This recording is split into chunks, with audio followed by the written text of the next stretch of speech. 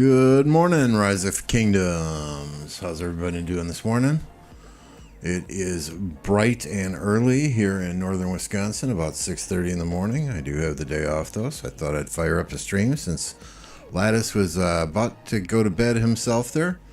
Watch some KVK from 1846, 1093, and just kind of chill out and hang out. If you are in the stream, just let me know how the volume levels are. That'd be great.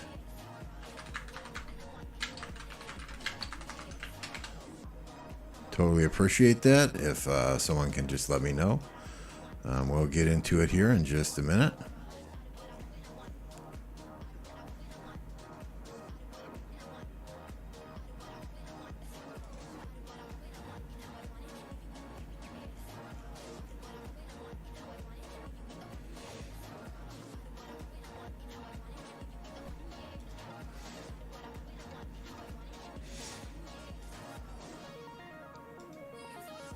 Perfect. Thank you, Tech. I'm sorry, I probably butchered your name. Huala Tishness. Sorry if I'm butchering your names there, but yeah, we'll get into it in just a second here. See if I can find where they were fighting the other day. And we'll go from there.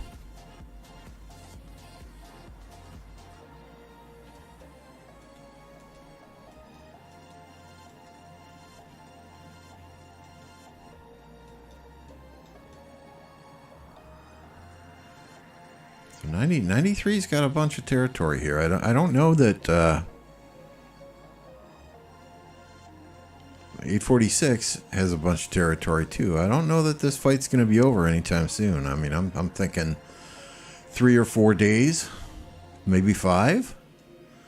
What do you all think? You think it'll be done quickly? I think it's all dependent upon their allies. You know, which of their allies can give them the most assistance? Will it be Song? Will it be you know, these other 623 allies? You know, who can help who the most? It's not going to come down to 846 and 93, but it's going to be the entire coalition of allies that ultimately win together. Yeah, 846 or 93 might be the ones that get the zig and get the star at the end, but you know, I think it comes down to who you ally with, especially in these big KVKs. There's very few kingdoms where one kingdom alone can dominate Kingsland and push the entire opposing force out. That's very hard to do. So let's get into it and see where the fighting is taking place. We got a flag burning here. No flags burning here. The flag repairing down here. I mean, it looks like Song is fighting in 2-3 different places. You know, so much respect to them.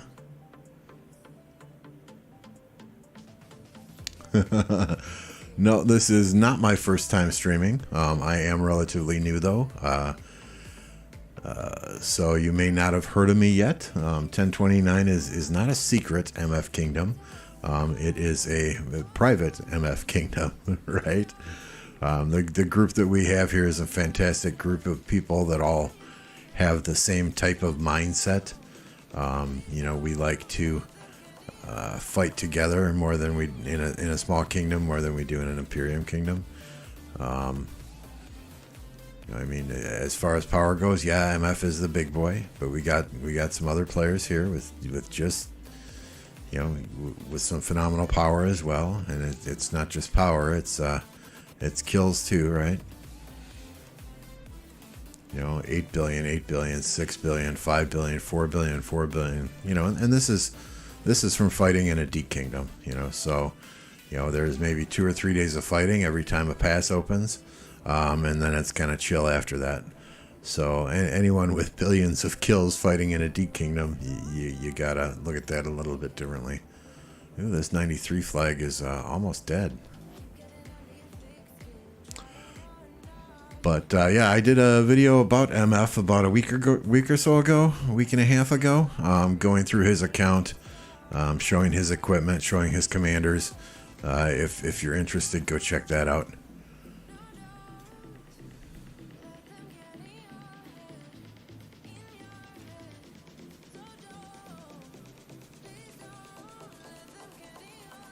So 846 is here.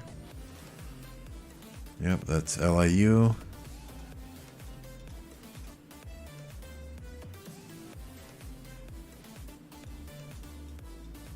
Let's look over here.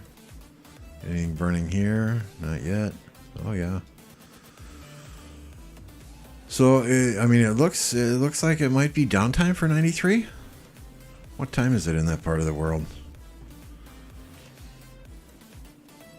Oh, it's I mean, it's 9 p.m. in Seoul, so it's probably right around late evening there as well.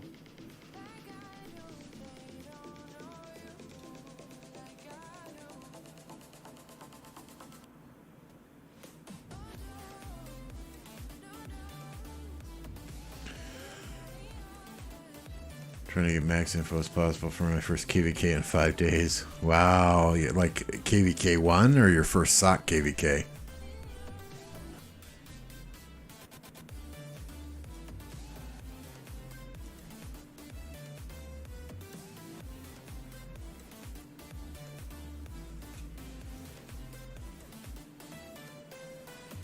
If it's KVK 1, have fun with that. That's KVK 1 is a good time. It's a good time. I could never go back and do KVK 1 or 2 again, just because, you know, I've invested way too much in the most recent commanders to ever go back and fight with Julius Caesar, right?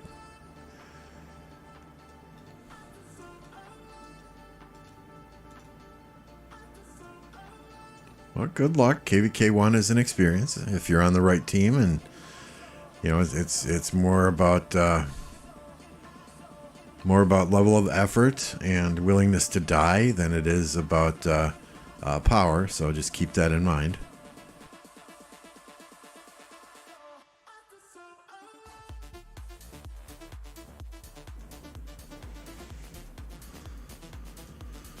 So yeah, these their flags are getting surrounded here.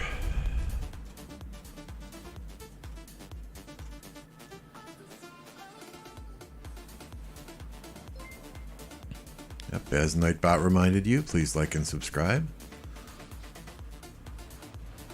Somebody just subscribed, but of course I'm not watching OBS to see who that is.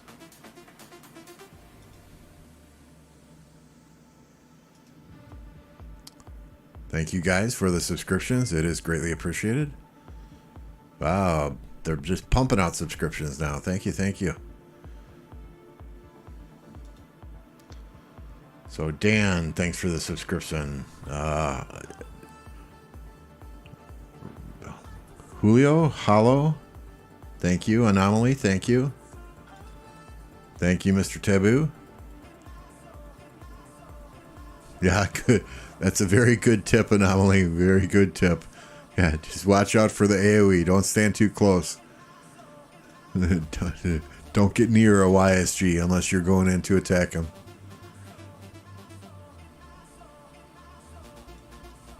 Just some open field fighting here. I don't see any flag rallies. If you guys are watching this too and you want me to throw up some coordinates, just hit me up.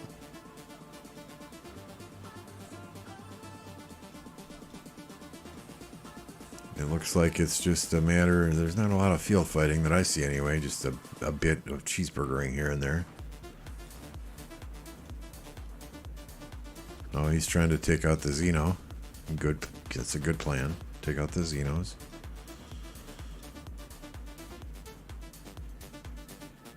See what's going on down by Song. Looks like only one of their flags is touching. Oh, here's a second one.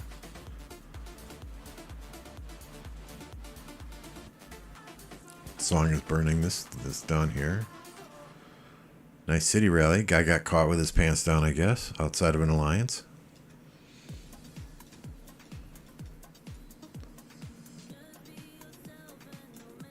Anything up here?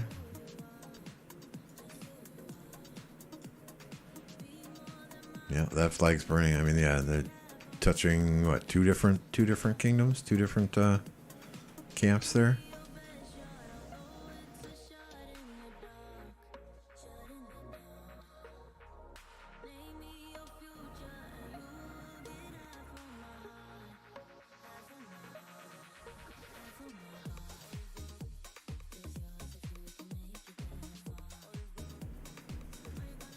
Forgive me if I mute frequently. It is, I am working at the same time. Work from home, and it's going to be a slow day. Most of the folks in my office have holiday because it is voting here in the United States. So our company gives us a holiday for voting, but I was the unlucky person who has to stay online and monitor for any urgent or immediate issues. So it looks like Song is trying to burn these. So if they burn these, then this kingdom's completely out, right? This alliance anyway is completely out.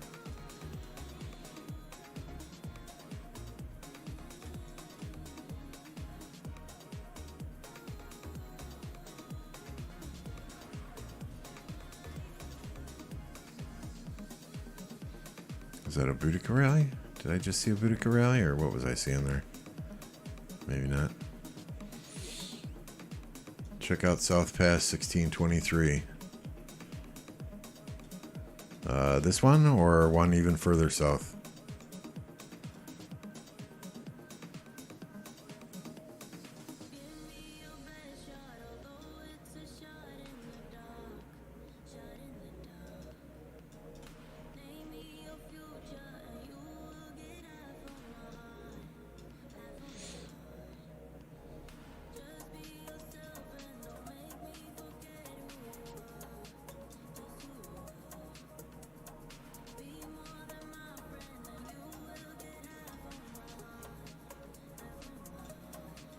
I'm not sure exactly which pass you're referencing. My assumption is this one.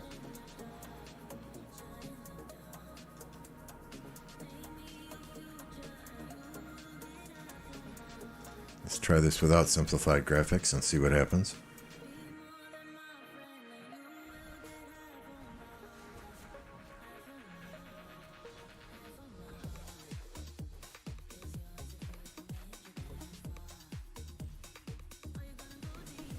Well, this flag is about to go down.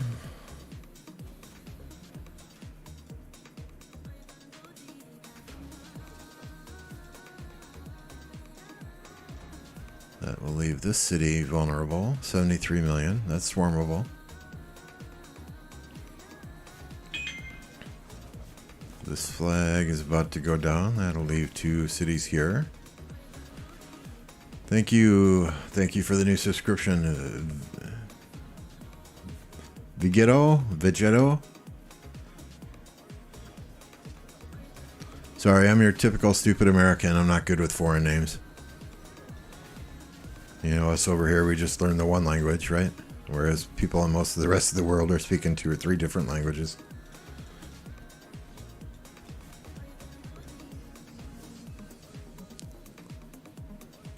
So hopefully we can see some city rallies here if these guys don't port out. I wonder if they're online. 73 million. Does he take rallies? 11 million dead. Yeah, maybe.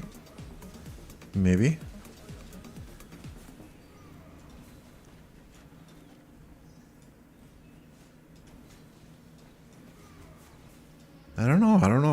You really think Song's losing steam here?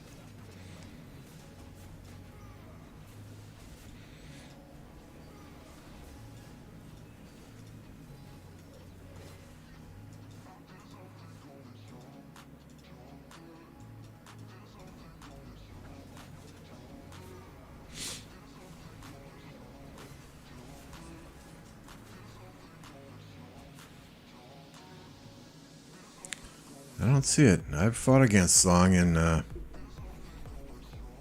Ark of Osiris, and there are some tough sons of bitches.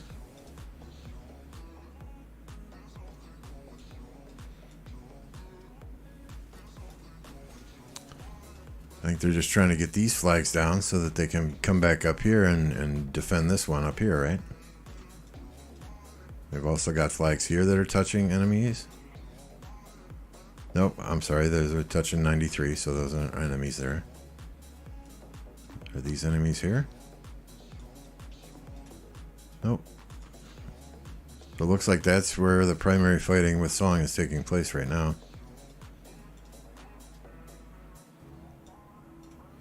Doesn't look like either kingdom has a whole hell of a lot of troops on the field.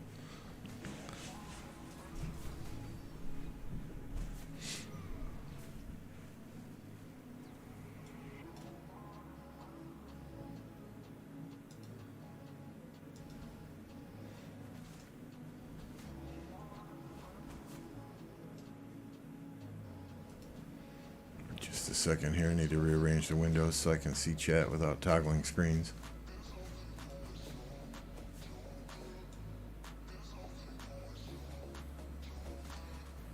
There we go. I don't know. I saw a lot of people yesterday saying, oh, 93, easy win, easy win.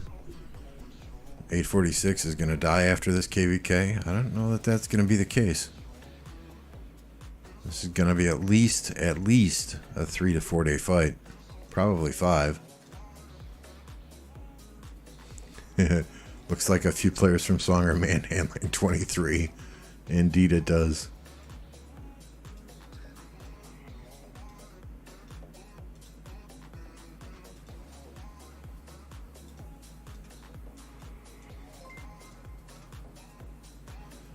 Drew, thank you for the subscription. Greatly appreciated.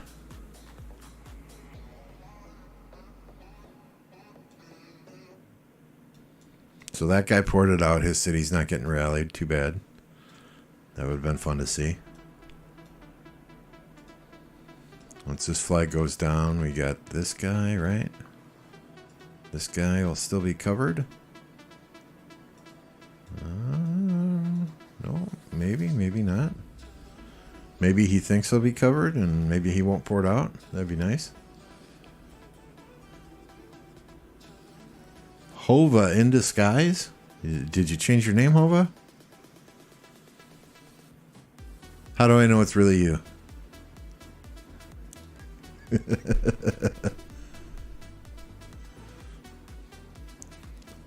Just because you have a last name that looks like Hova? No, I'm just giving you shit, dude. Welcome, welcome.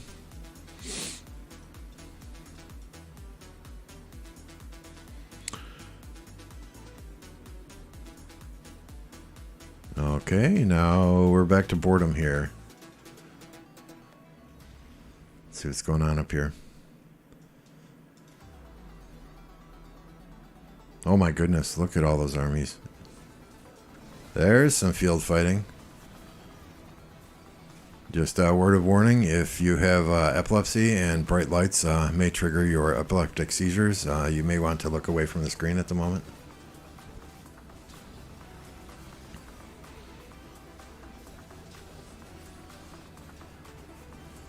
So what, 93's, this flag's burning. This flag's burning. 846 is building this flag, 45 seconds. So I think that's what they're protecting. They're pushing, they're going deep. They're going deep.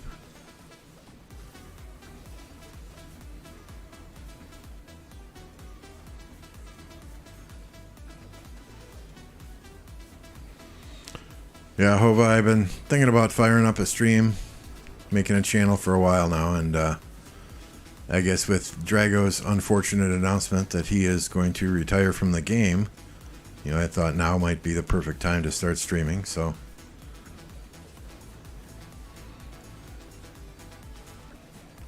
Just getting our feet wet here. It's about our 3rd week. This is, what, my 6th or 7th live stream. I've got some other videos out there, but just baby steps every day. I'm getting more graphics completed, getting more things done. I still have thumbnails that are being worked on by one of the folks in my alliance, or one of the folks in our 29 Discord. But I got spinning logos. I got the alerts done over the weekend. I got a new intro screen. Let me just I'm gonna run that intro screen here for y'all. Y'all tell me what you think.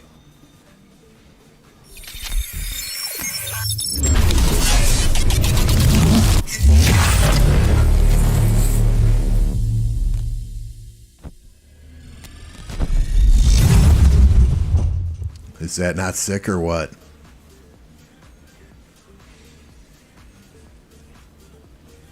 Yeah, I mean, kudos to, Redline, to Ploto Gaming, to Lattice Gaming, to Bulba. Those guys have been plugging me whenever I'm in one of their streams. They're popping a link out and sending people over my way. So hopefully I get some subs out of this and go from there.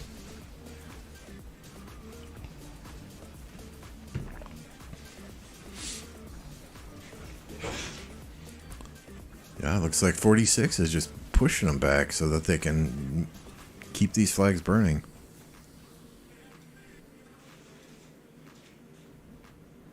Now that flag's not touching anything, so... Ooh. Looks like they got a ninja burn on this one. Did 93.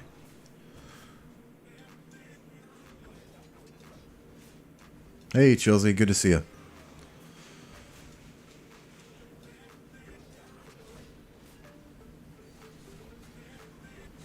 Oh, exactly, Hova. I mean, I'm too damn old to do things that I don't have fun doing, so as soon as I stop having fun doing something, I ain't gonna do it anymore. Life is too short, right?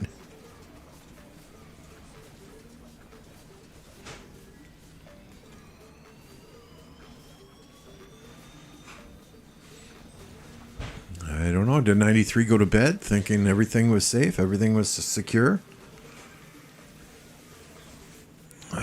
Current time in London is 12:59 p.m. and I think that a large number of 846 are in the European or U.S. time zone.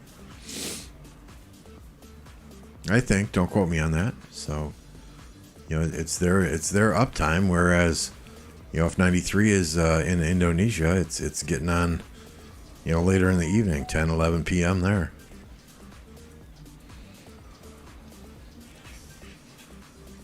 This could get interesting for a while and in favor of 846.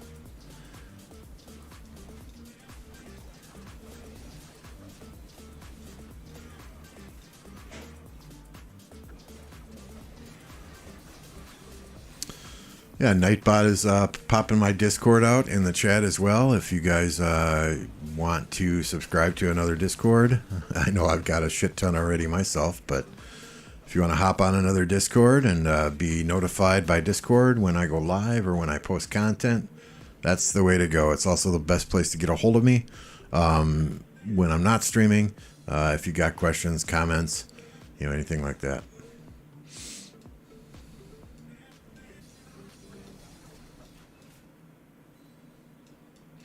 So I myself am in Kingdom 1029. That does not necessarily mean we are recruiting. Recruiting here is by invitation only.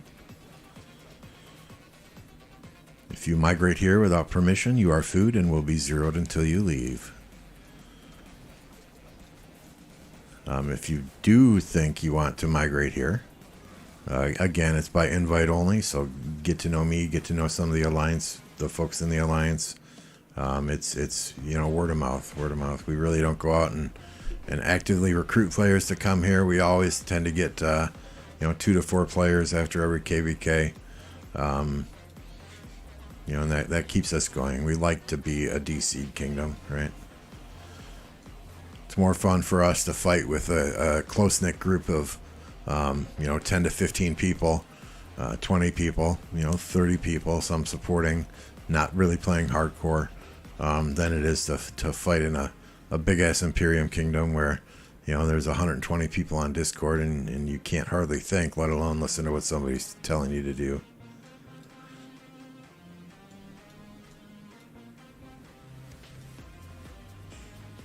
I think all the leaders in this kingdom, my kingdom, we've got each other's phone number. So if the shit hits the fan and one of us is not online, all they got to do is pick up the phone or send a text message and we're there.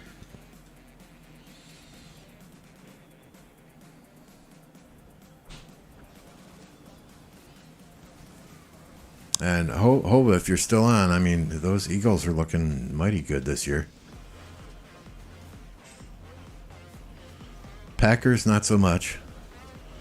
Aaron Rodgers looks like he is way past his prime.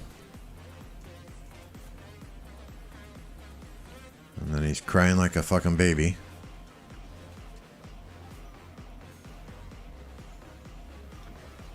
X943 430. All right, let's check it out.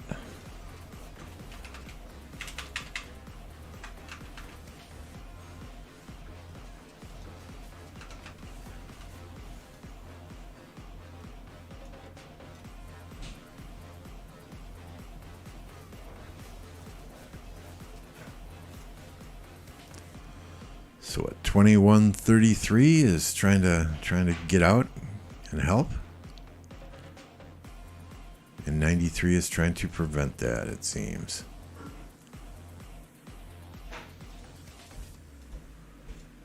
Well, they can't. I mean, there's some forts that they gotta burn before they can do much of anything. Did they drop a? As long as they didn't drop a fort in this zone.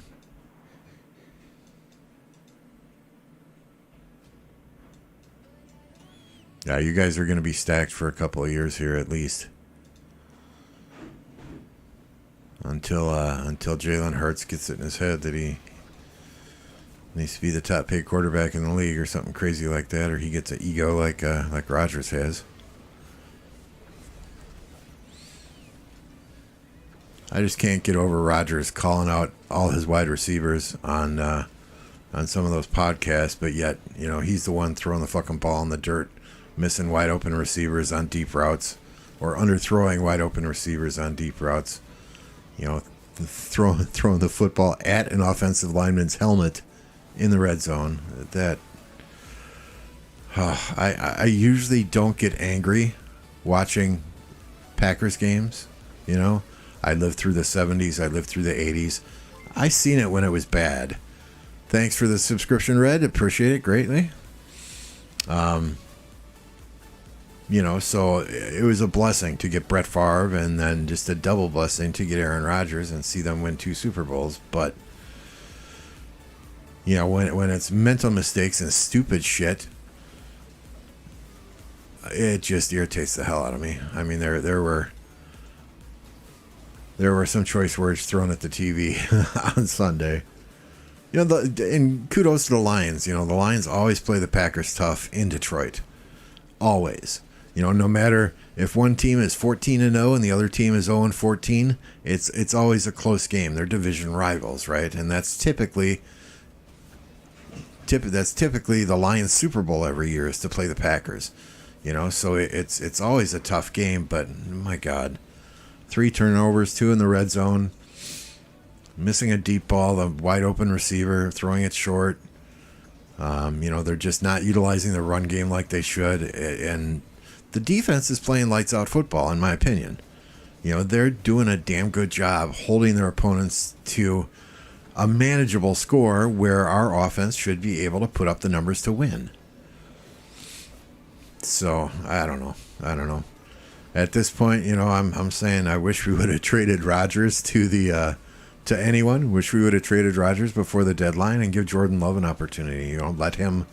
Let him start to develop. Let him start to grow with these young receivers that we have.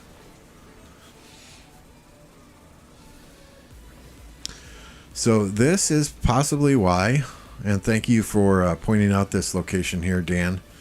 This is possibly why 93 was getting flags burnt in Kingsland, because they are trying to hold back this other kingdom from establishing a foothold in this earlier zone. I mean, I'll be the first to say I'm not a territory guy. I'm not a KVK territory planner. I don't even pretend to be. When we're in KVK, it's Lambo smash, and Lambo goes and smashes, right? But I don't see the point in investing all the troops into defending a territory where it looks like it's blocked off by forts. If you've got this zone filled in properly, they're not going to be able to do anything. Stay focused. Stay in Kingsland. But, again, I'm not a territory guru. I just go where they tell me.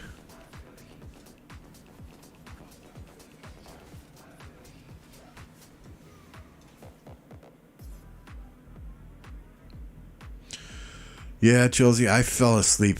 I fell asleep last night watching that game. Not because it was boring, just because I was tired, right? But yeah, Lamar is a unique quarterback.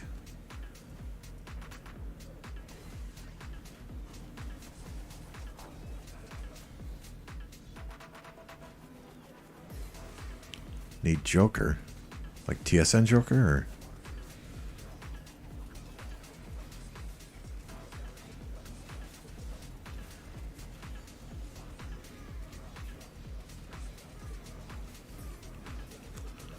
wow, 24 people watching and 22 likes already. I truly do appreciate each and every one of you here.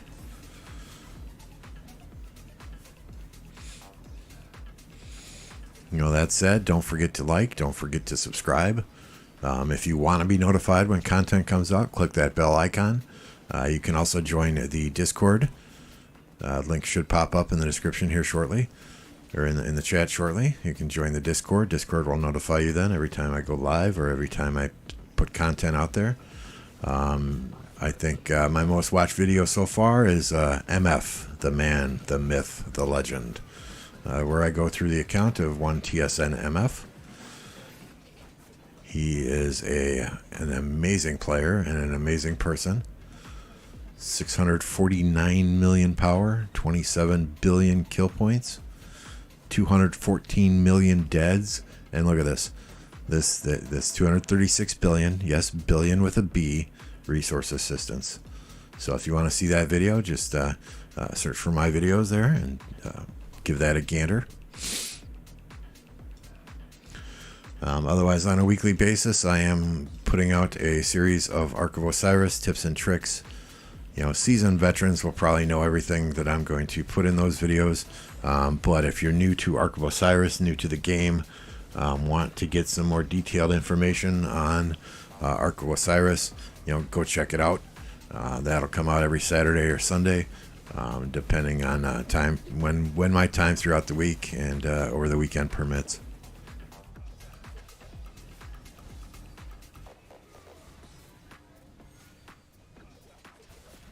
Okay, yeah, Joker is our territory guy. You know, I place a flag in the wrong spot. It's off by a half a centimeter. I get my ass chewed. And it is very humbling to get your ass chewed by a 20-year-old when you're 52 years old. So, but in my defense, if you're not going to be online to place the fucking flag, don't bitch at me for where I put it.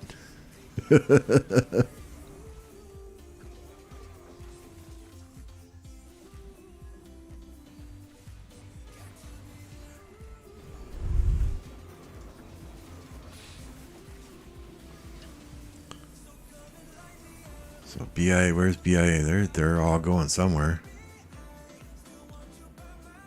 Oh, they're coming back up here.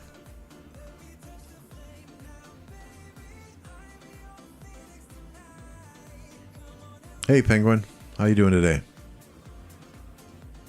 Yeah, this is not my typical time that I would normally be streaming. This is very early morning here in Wisconsin. It's 7 in the morning, 7 a.m. Just so happens that I have the day off from work today. It's a company holiday. Although I do have to turn around and monitor my work computer periodically. Don't trust 21555 with anything, to be honest. Kingdom of Dead Weight. Well, I can't attest to that personally, but I will take your word for it.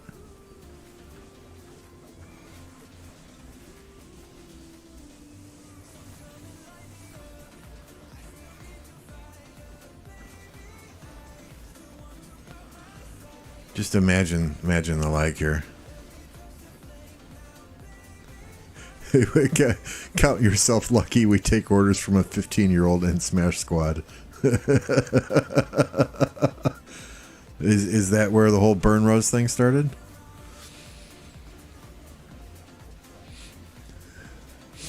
And welcome, Unknown Tomato, welcome.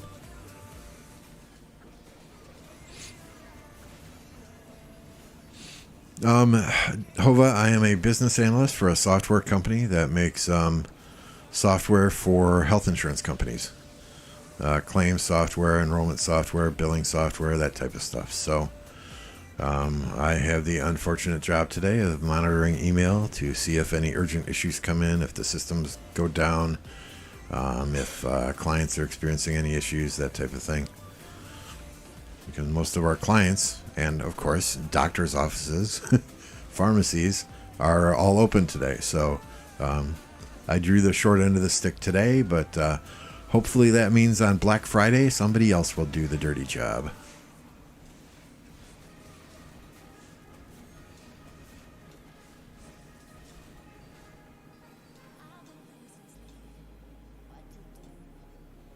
That's a lot of armies there. Lag City.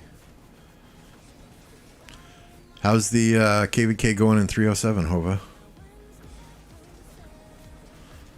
Are you involved in that one much, or just kind of chilling? Do I really have a holiday? Not really, no.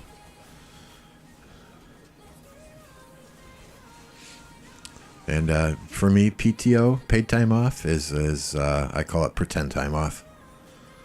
I'm pretty much on call 24 hours a day, 7 days a week, 365 days a year.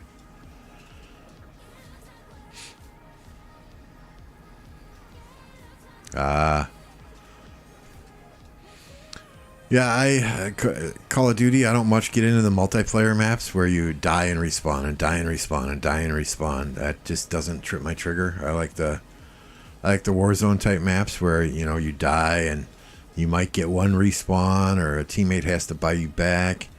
That just seems more challenging and more tactical in my opinion than, die and respawn, charge back in, die and respawn, charge back in.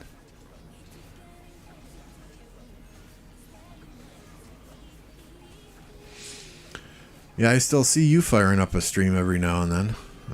A Twitch stream, Hova.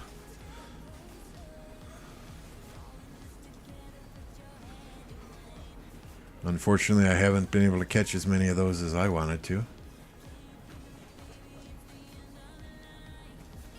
Try and find a link for Hova.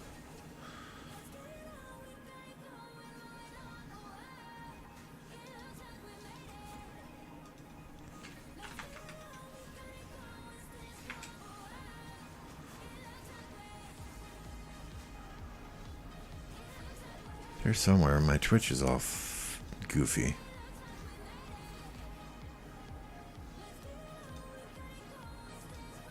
That's weird. It's showing me only recommended channels and not the channels I subscribe to. Oh, I guess I'm not logged in.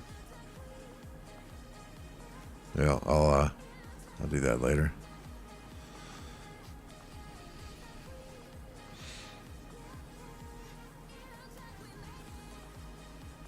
Oh, nice. Just finished a fraud detection program for health insurance companies. Nice. Unfortunately, there's a lot of fraud out there, especially when you're dealing with Medicare.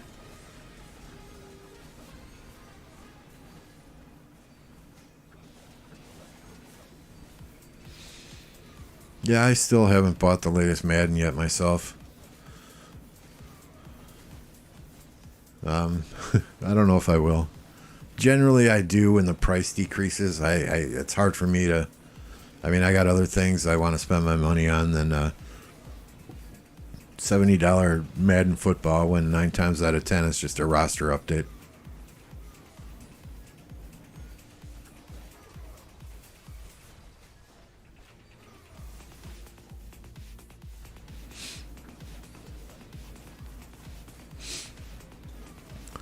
Besides, as long as I can keep kicking my son's ass in Madden, I don't need the latest version, right?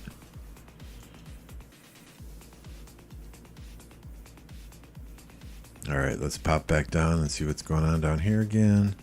I should probably bookmark these instead of sliding this all over the place.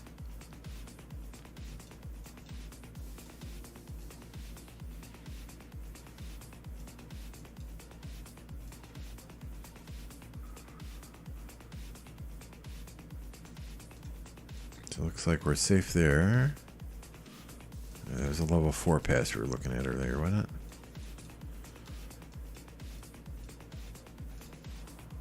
This one here, I think. Yep.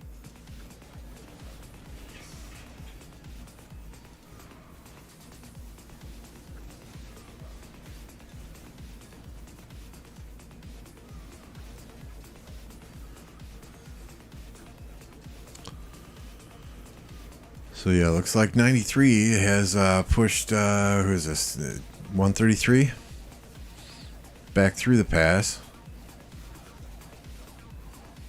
I can't tell if there's a rally on the pass or not. I'm sure there will be soon if there isn't already. Or they may just say fuck it when these flags burn and go back into Kingsland.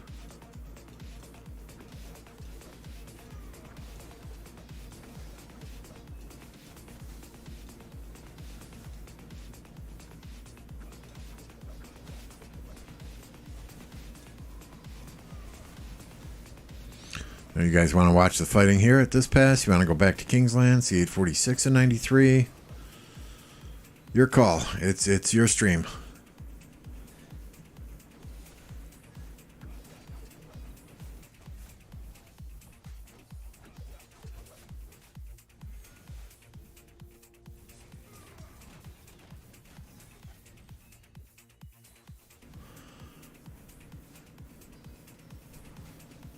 Demoralized? Do you have friends in 846? And you've spoken to them? Is that how you know they're demoralized, or?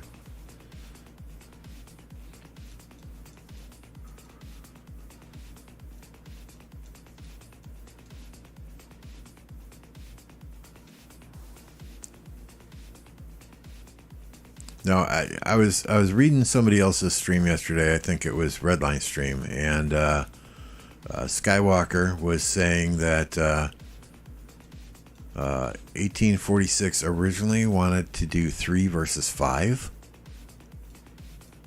and 1093 said no. Maybe it's a good thing 1093 said no, otherwise we would have very little to watch today, but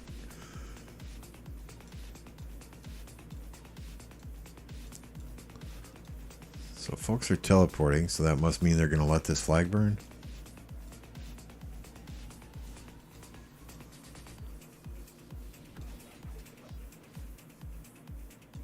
Don't worry, we won't be watching in dot mode. I can't stand that.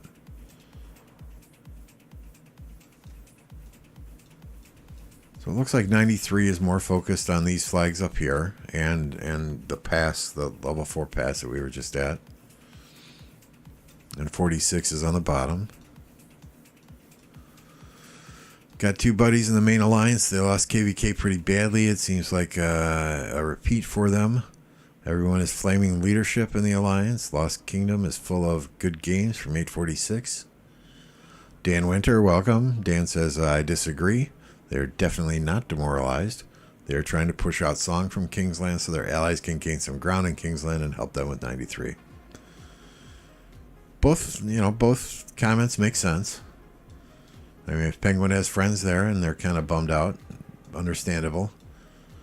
At the same time, I do see where, if they can get Song out of here, and it's just them and their allies against 93, it's gonna be a much different battlefield, right?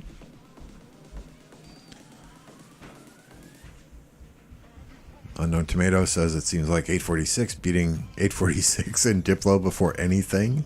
That's 2 KVKs in a row now. Push on Song, maybe the last shot. If they pop it, it definitely changes the table. So yeah, if they can, if they can get 302 out of here or cut their territory so it takes them forever to get anything done, yeah, it's going to be a much different story. But I think as long as you got Song and 93 in here, it's going to be challenging for 46.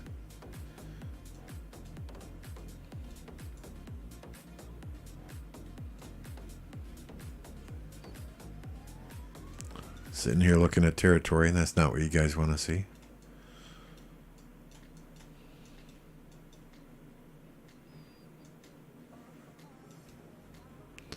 Yeah, I don't know Laguna. I've never had any personal interactions with him. I've seen some of his videos on YouTube.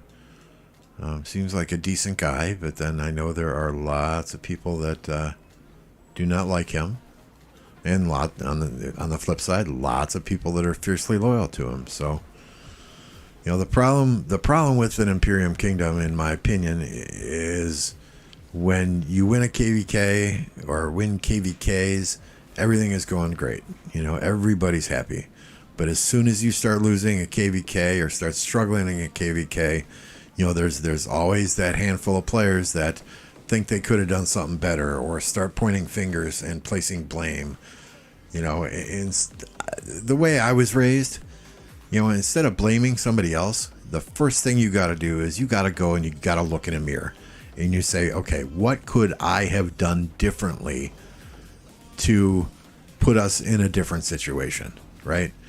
But these days, and I'm going to get on my soapbox here, these days, people are too quick to point fingers and blame somebody else when they don't take that time to self-reflect and ask themselves what they could have done differently for a different outcome. Doesn't make sense to me. Laguna just doesn't answer. They don't move. It's just crazy. So what? Laguna's got to do all the planning and he tells people where to go, and if he doesn't answer, they don't do shit. 1846 thinks they're bigger and better than anyone, so they want the toughest fight they can get. But as soon as the tough looks tough, they start getting demoralized. Yeah, I mean, finding kingdoms like, let's just say 254, who just want to fight. They don't care if they win or lose. That's very unique in this game. Free life advice here. Yep, free of charge, although if you would like to donate, there is a donation link in the description.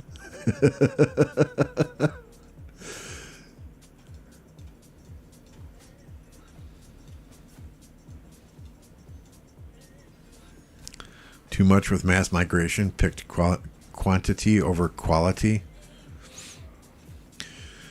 Yeah, so I have mixed feelings on these mass migrations. I mean, if you're going to ask players in your kingdom to zero themselves to bring new players in, and I'm not saying they didn't do this, I'm not saying anything like that. It's just mass migrations in general, not pointing fingers at any specific kingdom or kingdoms.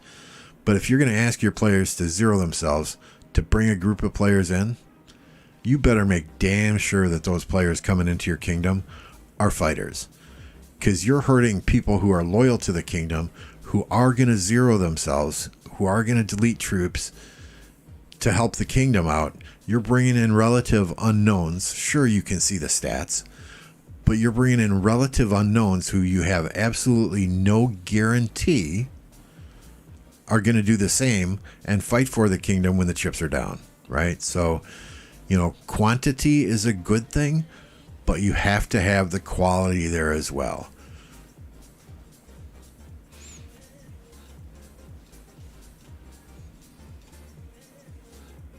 '93 is a perfect example of quality over quantity.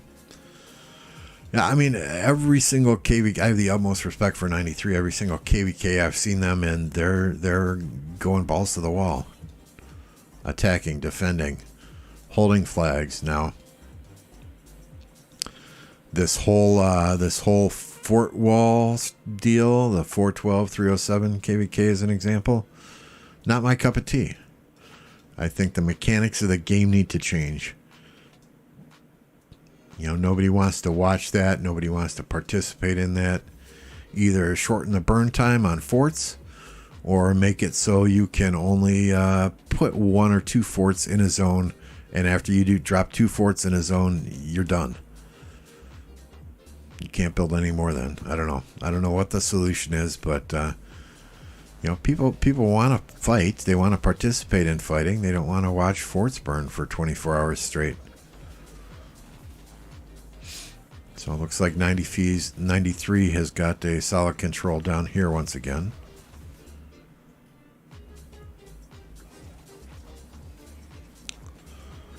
Never sitting on this side of the chair and being a streamer for these KVKs. I mean, it'd be nice if they had like a streamer mode or something where you could tell who the red marches from the red marches? Right now, everybody's a red march. It's hard to see.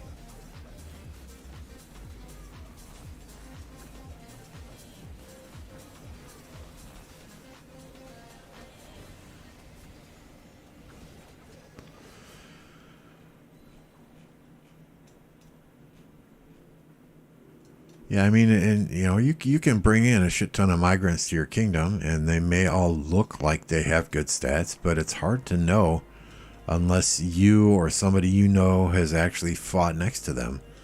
You know, it's hard to know what type of player they are. Are they just sending a call herald out of their city and cheeseburger? Is that how they got all their kills?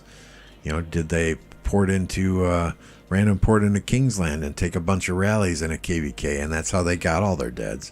You know, it's hard to know if they're going to be a player that listens and follows markers and supports the kingdom and supports the other players in the alliance, and is there when you need them to be there. So, you know, that's why we are very selective. And yeah, we're a D kingdom, but we fight like crazy. But that's why we are very selective with who we bring in here. Every person we bring in has to go through a written application process, and they have to then go through an interview process. You know, it's not as simple as, you know, posting a Discord and picking people by their in-game stats. You know, we need to know that they have a like mindset, and that they're going to think alike, and they're going to mesh well with us. Now, does that always work? No. You know, we get, you know, probably for every 5 or 6 people that we bring in, you know, there's maybe 1 or 2 that ultimately leave.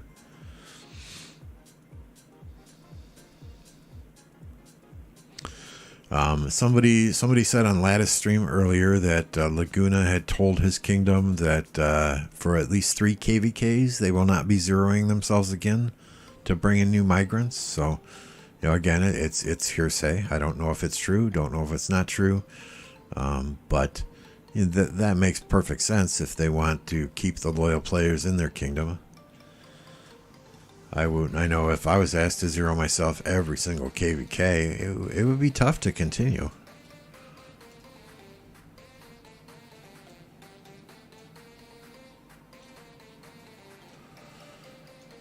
But I do need to step away for just a minute. Short bio break here, so I will be right back.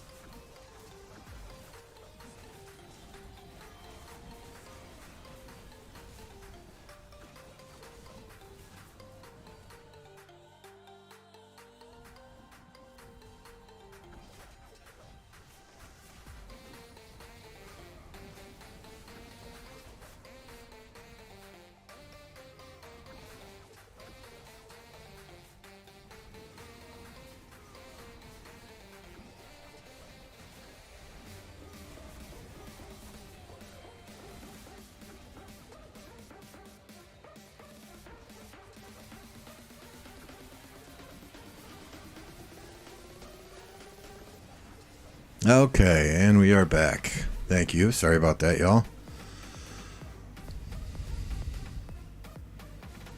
Okay, so he said Dan is saying that Laguna said that before the 365 KVK.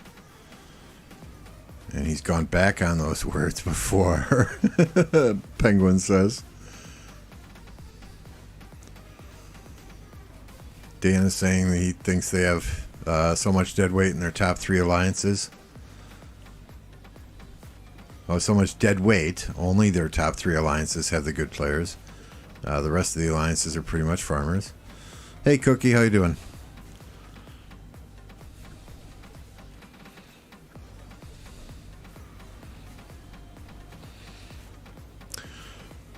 Yeah, so I mean, every kingdom, every KVK, you know, whether it's a Mega Imperium kingdom, whether it's a small DC kingdom, every kingdom needs to go back and look at the numbers and see who participated and who didn't participate. You know, there's other ways to participate other than just kills and deads. You know, somebody may not be able to be online. They might be traveling for a majority of KVK. They might have just had a kid or just gotten married or had a life event or something like that. But they can support in different ways, right? You know, maybe they're just farming and they can send resources to individuals who need them. Or they're on for one night and they just solo fill a flag. It just, you know, but every KVK you need to cut off those dead branches, right? Can epic, elite, and advanced commanders wear legendary equipment? They can. They have to be at the right level, right? So, if we go to, like, I mean, here's Dragonlancer. He's level 60. You know, in order to put on, and let's do Boudica. In order to put on a legendary piece of equipment, this Dragonlancer would have to be level 45. But you can definitely put them on them.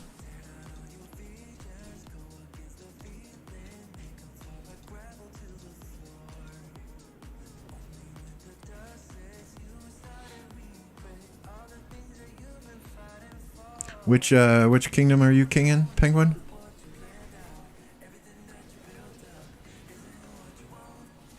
Yeah, 100%. 100%. A king and a kingdom leadership need to be open-minded. You know, they can't think that they always know the right way to do things. You know, times change. People change. People come in, they have good ideas. You know, so you have to be open to criticism. In the same respect, though, individuals who are criticizing, you know, don't come to me bitching and moaning. Don't come to me saying you did this wrong or we did this wrong in KVK. If you're going to criticize, come and say, hey, you know, we did this wrong. Here's a way we can do it better. You know, give that criticism, but at the same time, present a person with a way to do something differently, right? Present a solution. And whether it's work environment or whether it's KVK here, 2525. Oh, wow. So that's a relatively new kingdom. You guys are just going into your first season of Conquest.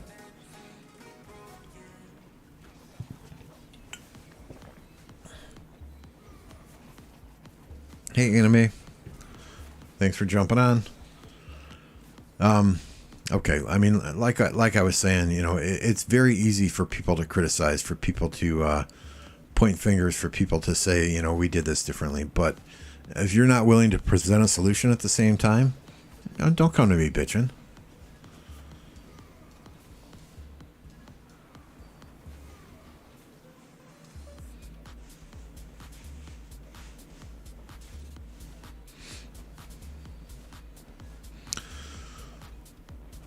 Yeah, right now YouTube is saying we have 21 wonderful people, 20 wonderful people watching. If you all be so kind, and if you haven't done so already, please drop a like on the stream.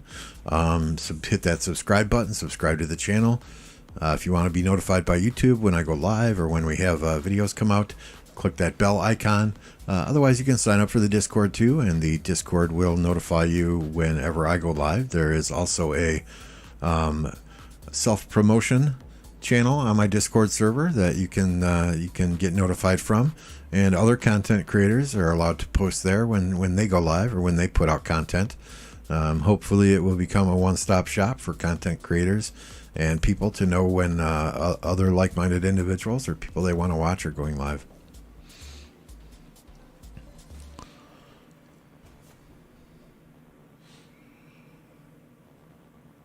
Yep, exactly, Penguin, exactly. Thanks, Cookie, appreciate it. First sock for us, registered for Rock Anthem, just came off a rough 3v1. Oof. 3v1s are rough unless it's in a sorority.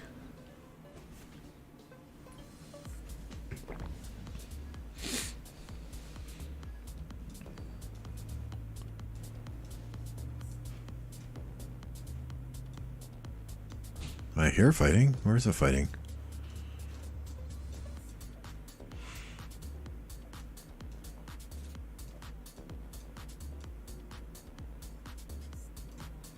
We're building. Let's take a look at the map.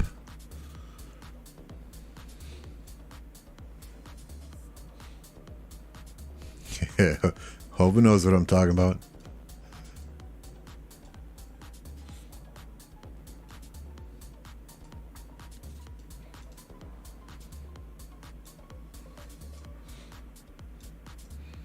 Okay, so it looks like Song has some 23 flags burning down here still.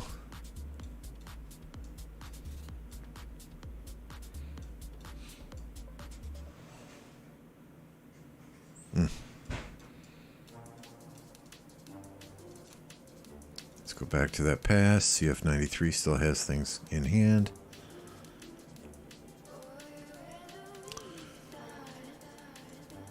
It is now a Mexican standoff. They are eating their bean burritos and looking at each other through the pass down here. So those flags will go down soon. It has yet to be determined if 93 is going to rally a pass.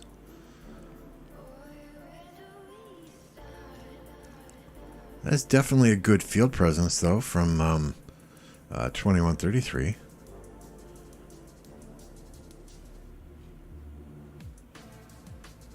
If we look at the dots, they probably have just as many as 93, but now that we're at a stalemate here, maybe the action's going to pick up back in Kingsland again.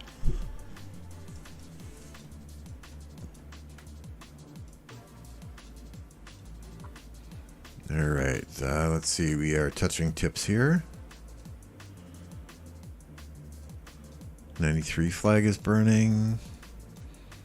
846 flag is healthy. We are touching tips here. There's a flag repairing for WIB. 2 flags repairing for WIB. Looks like these two 93 flags are burning. So yeah, I mean, it looks like WB is trying to push the field now that 93 is occupied with 2133 a bit down south. Good strategy.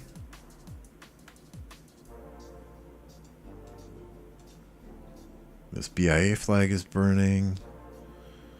Ooh, 93's coming out to play.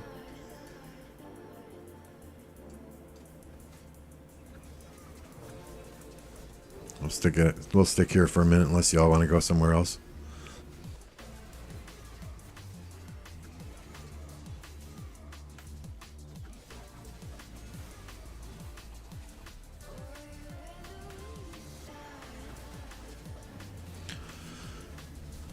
Yeah, it sounds like you had a couple of rough KVKs there, Penguin, but as you know, it shows what type of kingdom you have and what type of leader you are if you can keep the kingdom together during the losses, right? I mean, sometimes a loss for a kingdom is the best thing that can happen to them because you'll find out who's loyal to the kingdom and who is just there for free shit.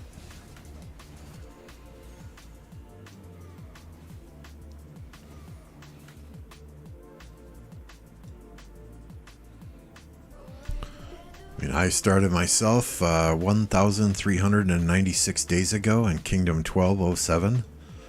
That was an absolute nightmare there. I went to bed every single night fearing for my city. Every morning when I woke up, I said a little prayer as Rise of Kingdoms loaded to hope that my city wasn't burned while I was sleeping. Left there, went to a very big-ass kingdom, 1029. Hey, Lordy. Big-ass kingdom with 1039. That was where White Tigers were, where Solomar was. Was there for KVK 1 through 5 or 6. KVK 1, we absolutely dominated. KVK 2, it was, I think our kingdom got a little too cocky. They were always putting power above everything else. And in KVK 2, when we went against 1093 and 1016, which had Roni and Dragothian at the time, Chisgo was in 1039 after he left his original kingdom. It was just a complete and total ass kicking. That's where Solomar got zeroed. I think a lot of people in that kingdom were there simply for the gold chests from Solomar, from King of Armenia, from some of the bigger players in White Tigers, and the activity just wasn't there. But I stayed. For 3 or 4 more KVKs there, and ultimately left with my alliance to 1052, which is the OV kingdom. Did several KVKs with OV. Had the opportunity to fight against 1254 in one of the KVKs. And let me tell you, that was not a pleasure. They're like fucking ants. They're all over the place. Ants at a summer picnic, I swear. Wherever you go, they're there. And they're not just there with one army, they're there with 40 armies. It was sheer hell, but it was fun, a learning experience. Again, that was probably a good experience for the kingdom to learn who was going to fight and who was going to run. The alliance I was in, it was not OV at the time, but I remember the alliance leader telling everybody not to stay in the flag. Don't stay in the flag. You'll get troops dead. So at that point in time, I'm like, okay, this alliance isn't for me. And I joined OV. I had the pleasure of being on the OV team for season 3 of Osiris League, where we won it all. So that's why you see my sexy avatar frame and city skins. The first heroic anthem OV played, we played with 1029 as allies in the same camp. And I was on the 1029 Discord talking to them more than I was talking to my own kingdom. So after that KVK, even though we won KVK, and I had just won Osiris League, after that KVK, I came here. These guys are great. These girls are great. It is an absolute blast to play with them, to hang out with them. Now, sure, after we're on voice comms for 36 or so straight hours fighting against another kingdom, things get a little testy. Things get a little heated. We snap at each other from time to time, like any family does, but it's always a blast.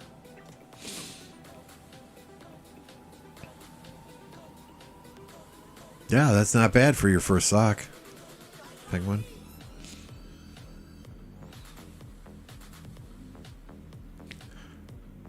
Can't even deploy your marches against 254. Yeah, exactly.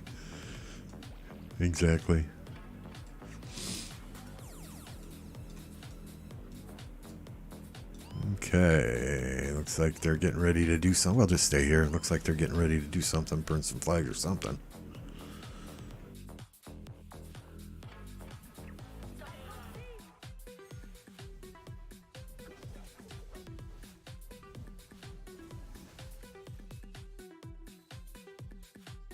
What I don't want to watch is cheeseburgering. I have absolutely no intention to ever cheeseburger myself, to ever promote the cheeseburgering of another kingdom.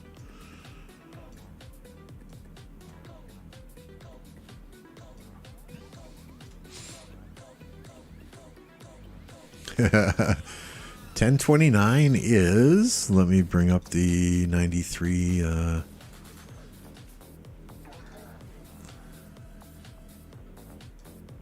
I can show you.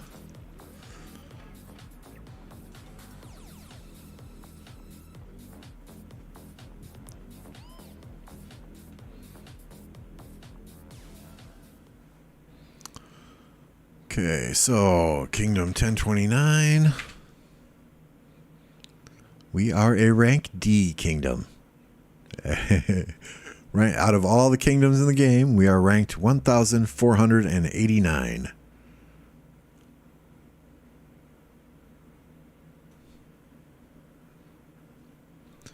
But you look at our kill points, 122 billion, right?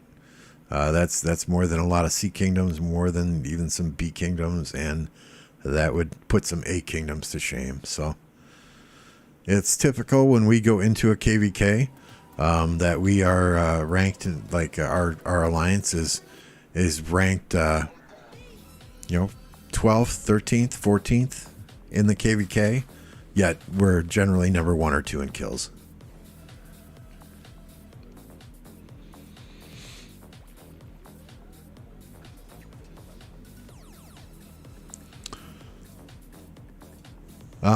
Yeah, I mean, it looks, Lordy, it looks like 846 is doing better than last night. They definitely have some stuff burning from 93. In addition, they are trying to push down here, push Song out, and eliminate Song before they focus on 93. They also have one of their allies harassing 93 at this level 4 pass, trying to build out here and break out here a little bit. So 93 is having to fight in, several locations. So I think it's starting to stretch 93 a bit thin. Not to mention that if 93 is mainly Indonesian, I think it is, let me check my times here. Right now it is about almost midnight in Seoul, South Korea. So I would assume it's roughly the same time in Indonesia there. Whereas it is 2 o'clock in the afternoon in London. So Europe, it's afternoon, evening. So I think the uptime for 846 is now, or is coming very soon.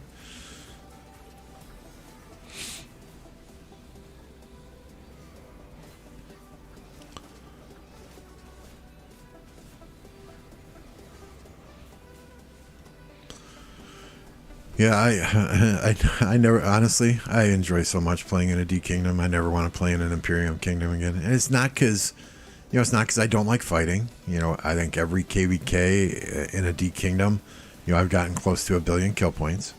I have deads here in email.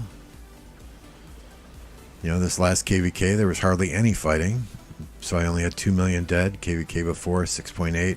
Before that, 6.7, and before that, 3.4. So, it's not like we don't fight. It's just D kingdoms are different.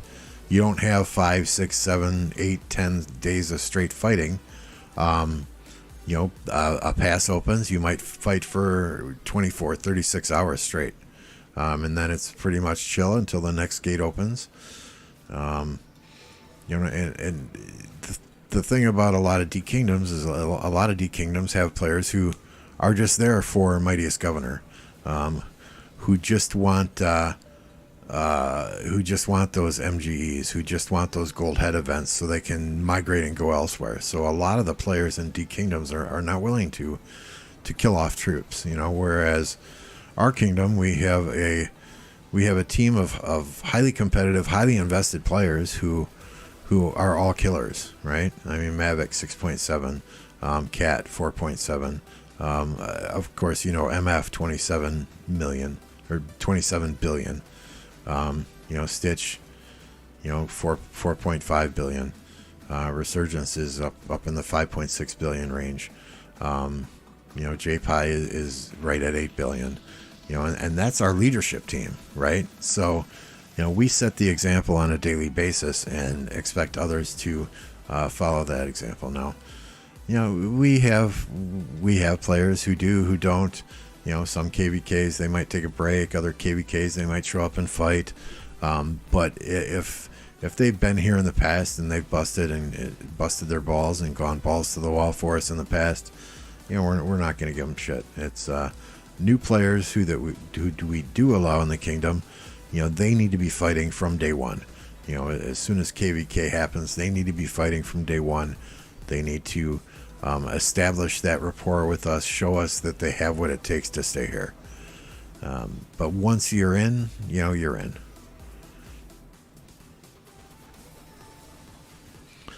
Last KVK, just as an example, we had one player who was talking shit to our allies, and then he broke MGE rules. So once we got back out of KVK and we all got our troops back, we told the guy, look, thanks for what you did for us in KVK, but at the same time, we don't think you're going to be a right fit for this kingdom. You have 1 week to migrate, or we're going to zero you on every farm you have. We don't sugarcoat things. We're going to tell people like it is, tell them if they're cutting the mustard or not. And if they're not, we're going to ask them to leave, or we're going to help them leave. It's just the facts of life when you play in a tightly managed kingdom. Mightiest governor events are tightly controlled as well. I don't need any archer commanders, so I'm not ranked in the top 15. But the top 15 are generally for our fighters. Our R5 will go through and see who needs what. If somebody can max a commander in MGE, they might rank higher in the rankings. If somebody just got to this kingdom recently, they're maybe going to get 11 through 15. But every MGE outside of KVK, right? We have a $5 million or 5 million overall point limitation. You pass $5 million, you're breaking the rules. You can be zeroed. So it's very, very low. We don't spend a lot of money on MGE. Mavic will probably get right around 20 billion or 20 is it million? Right around 20 million points to get his first place. And then those in 11th through 15th will be just above 5 million. So, you come here, you can reap the rewards, but at the same time, we expect people to perform. OL focused? Oh, hell no. Hell no. Most of us, including myself, have gone through Osiris League, dealt with the stress of Osiris League, the finger pointing in Osiris League when a match is lost. And it's not something the majority of us ever want to do again. So, we, we have fun in our Osiris matches. We play hard in our Osiris matches. We do quite well in our Osiris matches. This last match, we won a lot of these matches we're winning very handily. This one we lost. Good team. And I think I had a couple of no-shows on that match, or one no-show on that match. We play hard, we fight hard, but at the end of the day, we're not going to stress over if we win or lose the game. No, really, we don't only let thick boys in. Some of the recent migrants that we just got in are Mozusa. Oitanis came to us 2 KVKs ago. Skywalker's got an account here. Hey Tyler, thank you very much for the subscription, my friend. Appreciate it. BT came to us from 1075 a while back. Skyfall just came in a week ago. Waste just came in a week ago. So it's not like we just let 100 million, 150 million players in. At the same time, they have to have decent stats. They have to be fighters, not farmers. But more importantly than their stats are they going to be a good fit? And that's why we do a written application and an entire interview process, a voice interview process. And that's done with 2 or 3 of our leadership team. So it can be quite intimidating to be interviewing to go into a kingdom and have the interview last longer than a job interview would last. But we highly screen everybody who's coming here to make sure that, most importantly, they're going to fit in with the players that are already here. Hey, Plato.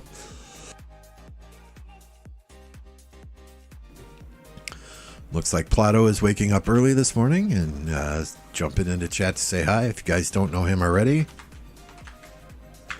He has also got a YouTube channel. I'm going to put a link in the chat.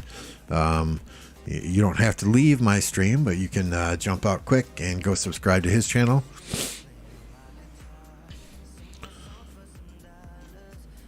He is closing, or he just hit 1.5k subs yesterday, which means that his significant other, his girlfriend, who he calls Mrs. Plato, will now be making a Rise of Kingdoms account. I think she's very excited about that, right?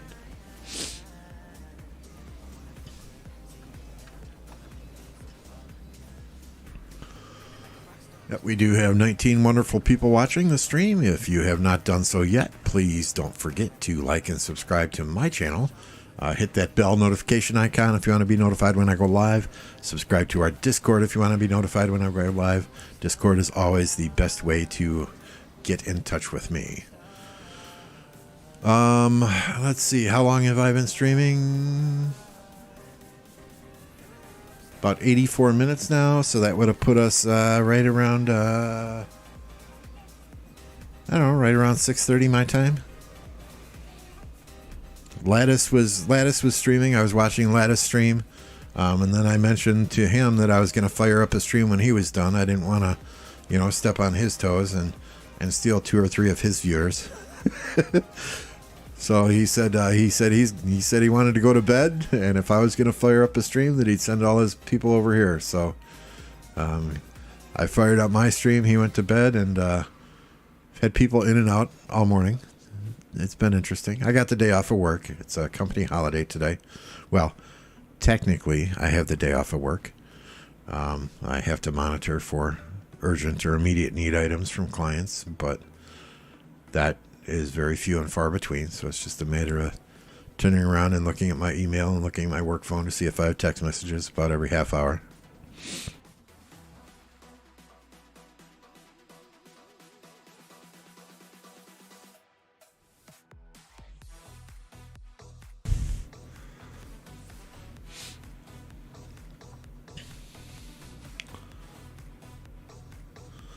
I hope those Osiris League, or I hope those Osiris videos that I'm putting out are helpful to some people.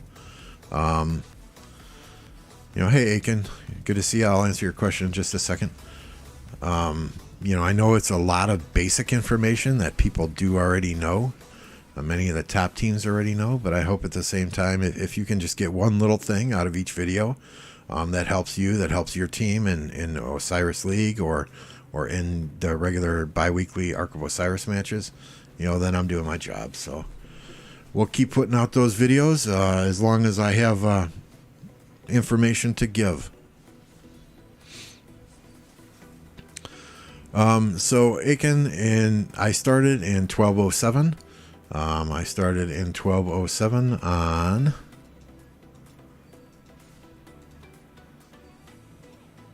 January 13th, 2019 at 5:24 a.m.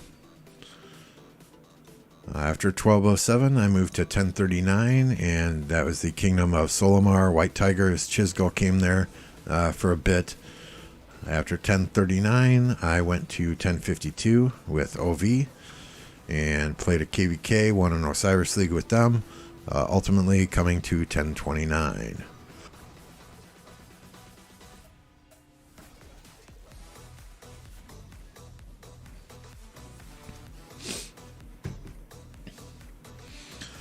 You learn something at every kingdom you go to, whether it's something to do or something not to do. Very blessed to play with OV for Season 3 of Osiris League and win... Where is it? Where is it? Sorry, looking for my image.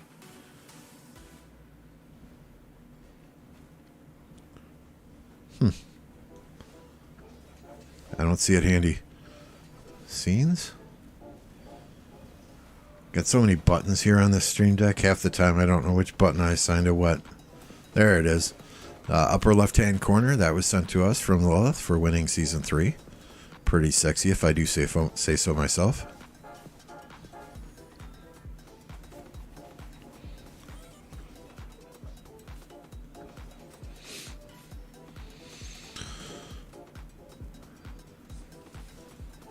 Good. I'm glad they're helpful, Lordy. Very glad they're helpful. Nice. You started before me then, with only 2 weeks off. Dedication, my man. Dedication. 112k AP saved for KVK1. Is that enough? Do you have YSG expertise?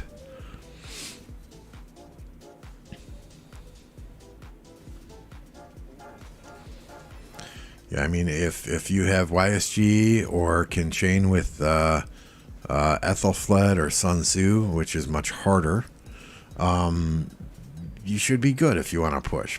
But at the same time, if you're unable to chain barbs, that's gonna be real close. It all depends on the kingdoms you're in and the kingdoms you're facing, and who really has the time to push.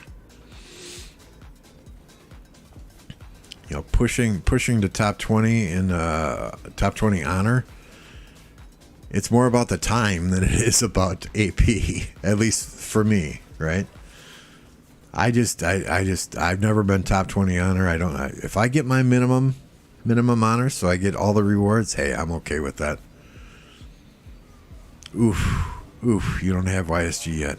Oh, and you're going into KVK?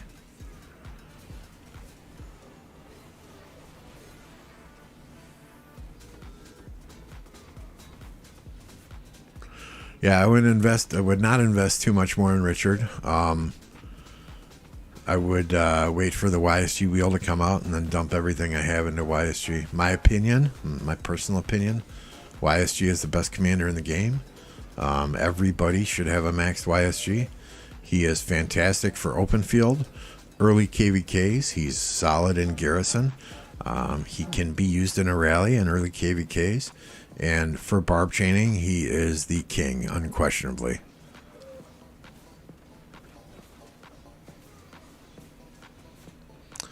Good advice, Plato. I am definitely not the person to ask about effectively managing my AP.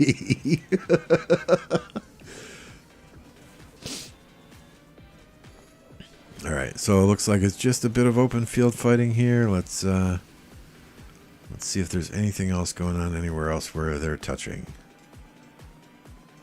Almost nothing here. Is this flag burning at least? Yep, that flag's still burning. These guys are bubbled. It looks like the action is all up here.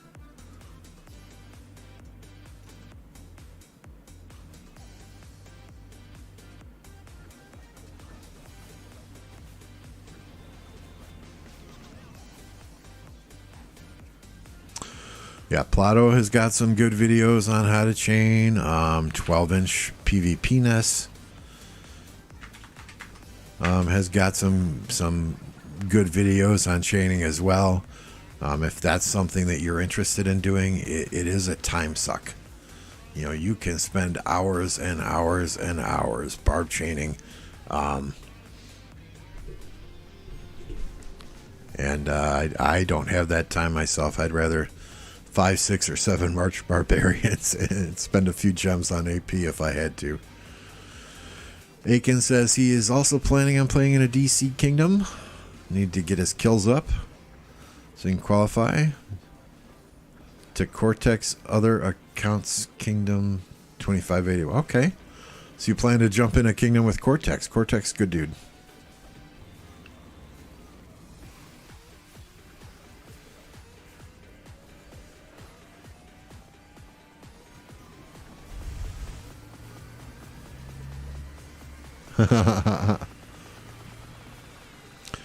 Yeah, I work from home too. Worked from home for about 12 years now, so it's nice, but at the same time it can really suck. Too much of a Giga Chad for chaining. You'll have to forgive me. I do not understand the Giga Chad reference.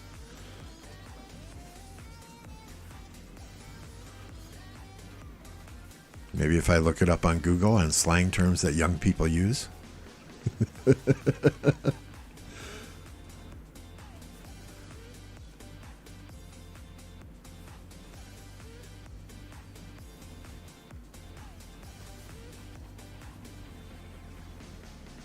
Ah. Yeah.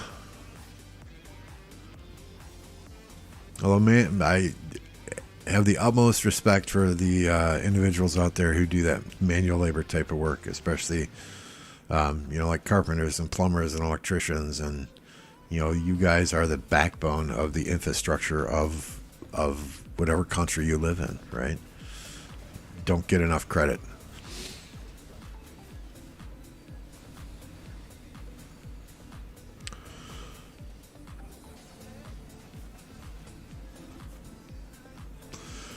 True. Blue Tea's got a point here too. One of the keys for honor is always make sure you're at those altar fights. Always make sure you get those AP runes. Staying active, never letting your AP, bad example, never you're letting your AP get up to the max points here, right?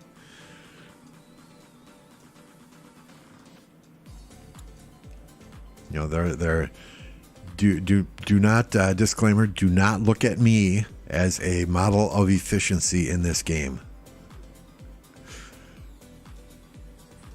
I am very, very impatient. It is taking absolutely every drop of energy in my body to save up gold heads and not use them to max Jedwiga or CJ. So I am definitely not a model of efficiency. Our R5 constantly bitches at me. Lambo, slow heal your troops. It's like, I can't fucking do it. I will forget. If I'm slow healing, I will forget to go and collect them, and I will get dead troops. I would rather just spend the resources, spend the speed ups.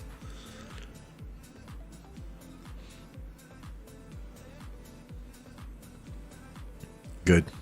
That's good, Penguin. I'm glad Tradecraft is respected there for you. Too many times. I mean, I got friends that are. I got a friend that's a plumber.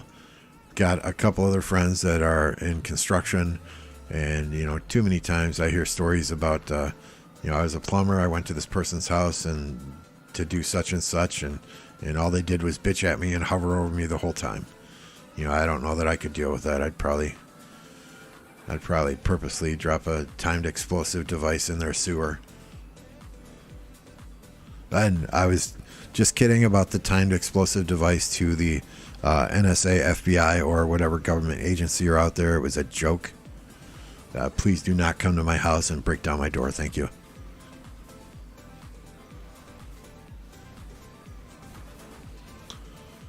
So 93's definitely got the field here now.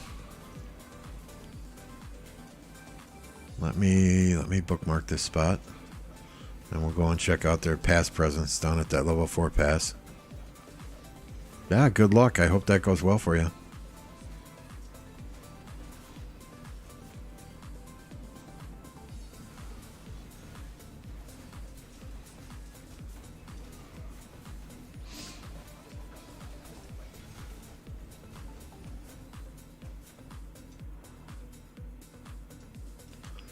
So it looks like these flags are going down. They are adding to the fort wall.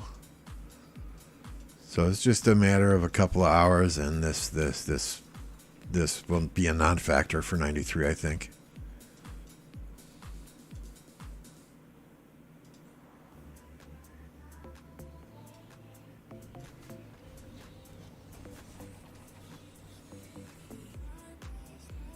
A metal pipe thrown at you for taking too long? Oh my god.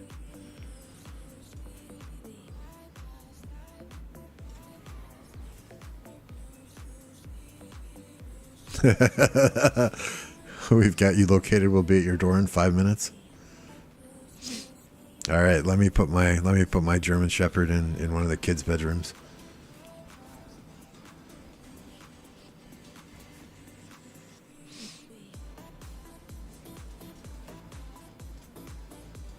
Where'd 93 going?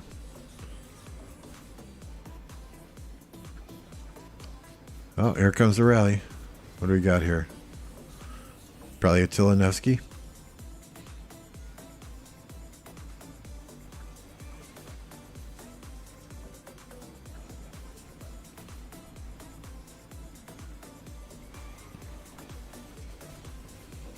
Telenevsky against, what is that, Jad YSS.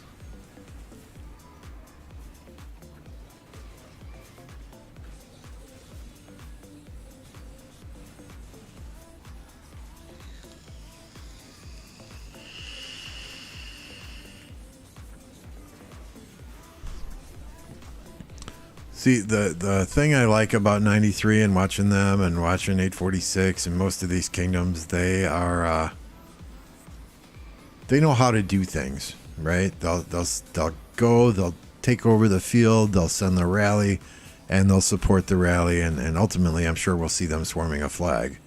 You know, some of these KVKs that I watch, and they're sending naked rallies to flags, and they don't even have the field. What's the fucking point?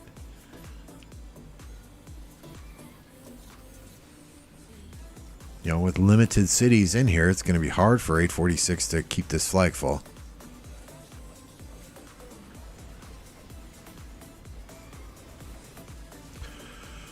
I do not. Joan Attila is a different combination that I hadn't seen before myself. And it's something that we're gonna have to. So that flag's burning.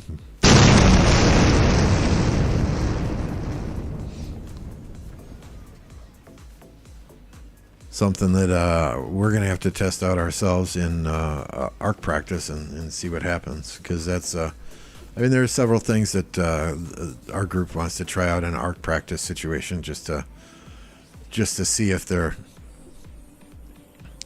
viable options.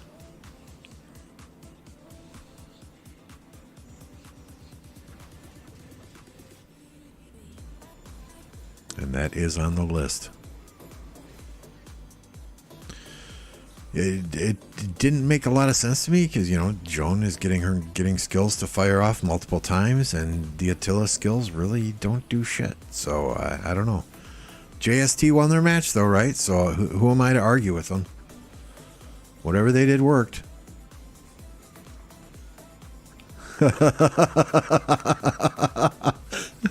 Penguin, did your bomb just explode?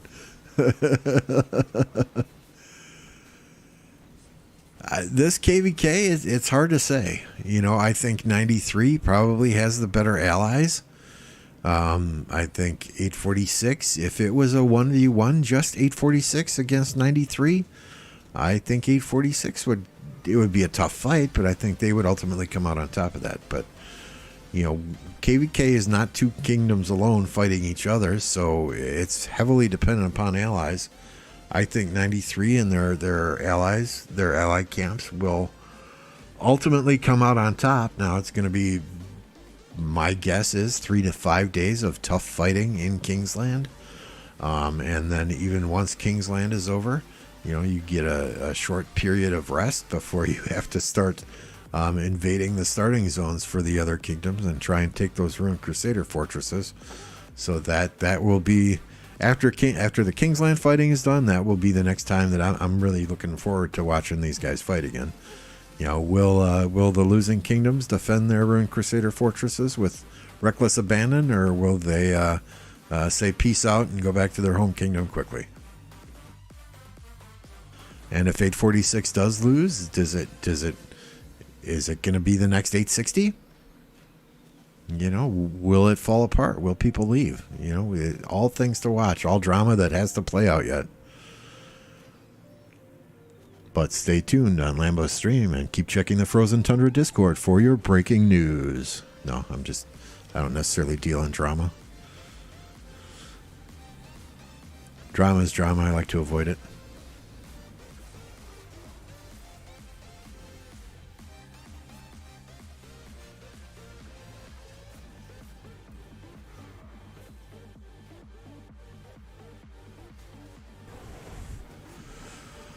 Yeah, I don't know. 860 fell apart awfully fucking fast. Awfully fucking fast after one loss. You know, either those people got so demoralized there and had absolutely no heart to try and rebuild or try and recover from that. It absolutely blows my mind. Absolutely blows my mind that how because they were a pretty big kingdom, right? They were one of the top 5, top 6, top 10 kingdoms in the game based on power. How they absolutely crumbled after one KVK loss. And I guess they got to look at themselves and evaluate what happened, and maybe the leadership took some time, looked at themselves, and said, "Okay, this is not something we can salvage. There are too many players here who are dead weight. We would have to zero too many players, and it would cost us, 2, 3, 4 KVKs down the road. We can't rebuild that quickly, so we're gone." But yeah, it's a shame. You hate to see that type of stuff happen, but it reflects. Doesn't necessarily reflect positively for the leaders in that kingdom.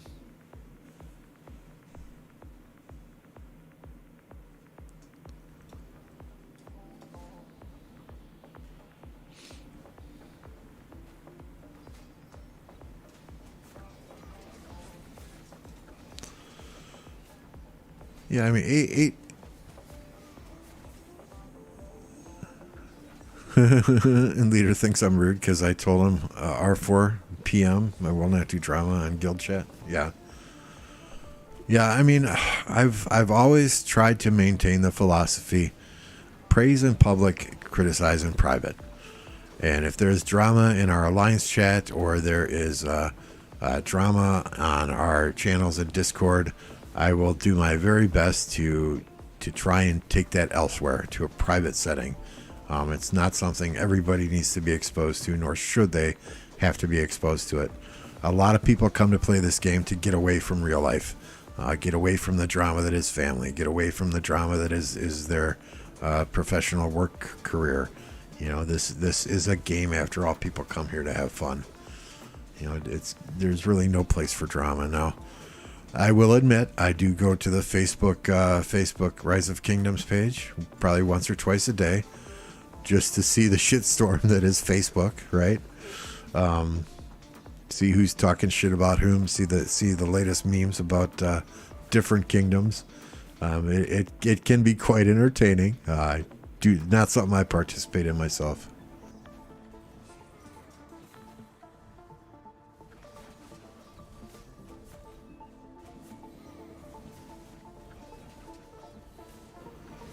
So 46 now has multiple flags on fire here.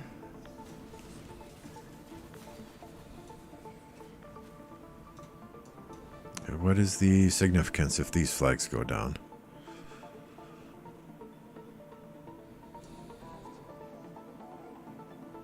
Nothing really. I mean, you think if they cut across this way, they can take out some territory here. But you still got BIA down here that looks like they may... Oh, can't do the mountains there.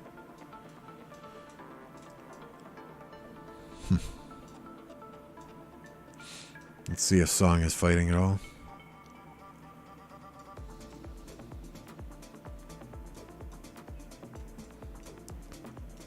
So yeah, looks like the Song flags in this area stopped burning, and they're now burning 623 here.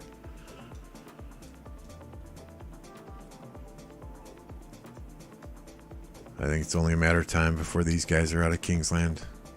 The 623 less than sign. 623A still has some territory here, but looks like Song will ultimately move over and cut them off there.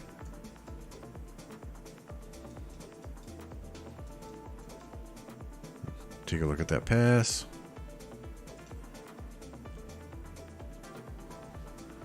Ooh. There's a nice open field going on there.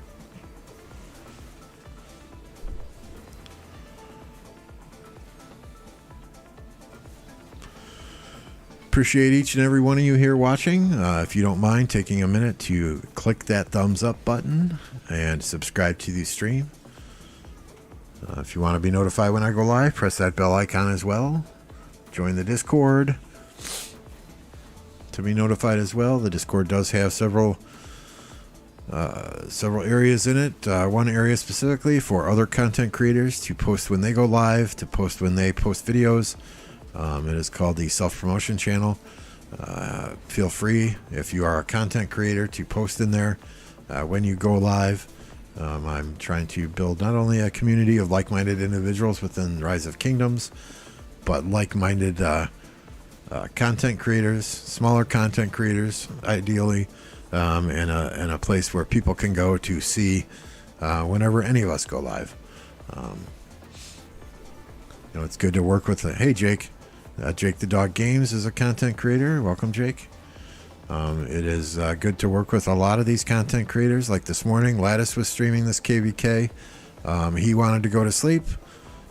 I didn't want to stream while he was streaming, but he wanted to go to sleep, so I fired up my live stream to continue where he was leaving off. So, I think if a lot of the smaller creators can work together in such a way, that will ultimately help us all grow.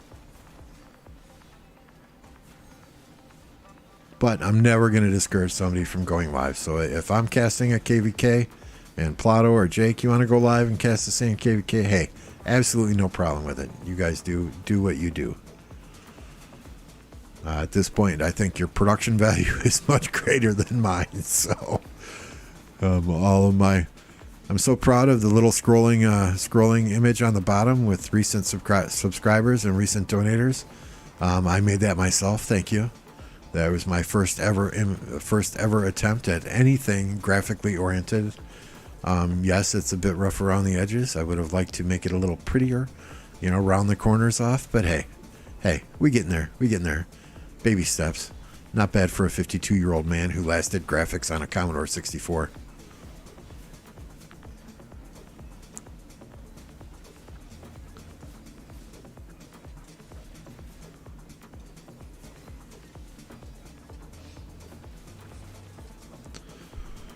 I told my 18-year-old son I wouldn't charge him rent if he could start doing thumbnails for me, and he just kind of rolled his eyes, and my wife looked at me. We're not charging our kids rent. Thanks, dear. You just shot me in the foot for that one.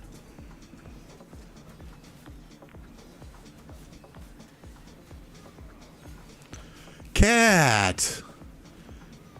Everybody, welcome the fearless leader of 1029, Cat, to the chat.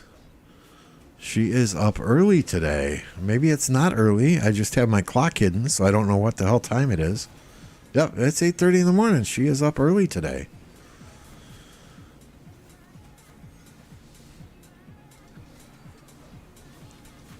Where are we? I'm trying to show your account here, Kat.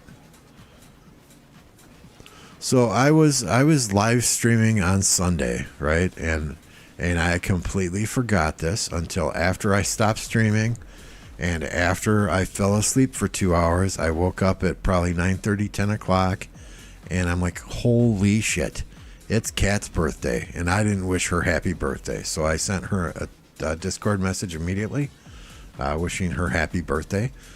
But if you guys wouldn't mind, there's like 15 people watching here.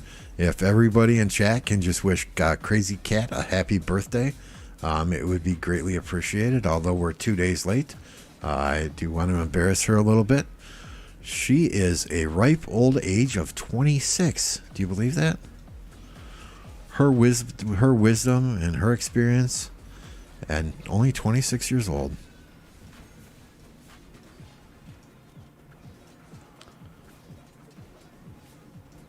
Her age has finally caught up with the number of cats that she has. I'm just kidding. She's only got 6 cats. Or 9 cats. I forget, but... Oh no. Jake's gonna sing for you? Oh no. Oh no. You better put earplugs in. Your ears are gonna bleed.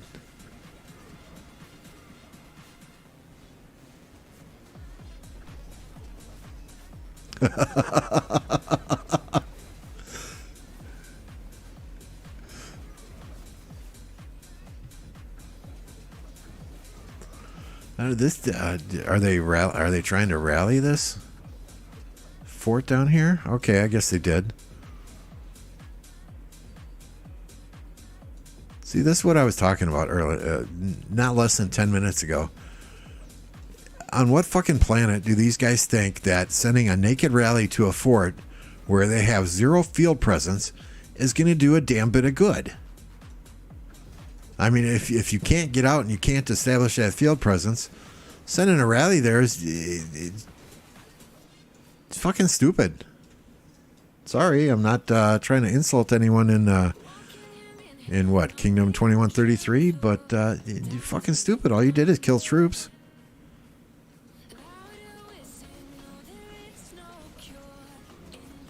And I mean, I'm not one to say, oh, dead troops are bad, but at the same time, be smart about it.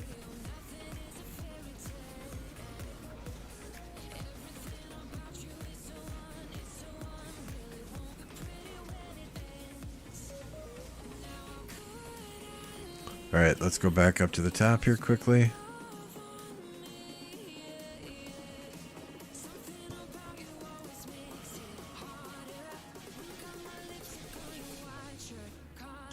Where are you going, Wib? Where are you going? Run, Forrest, run.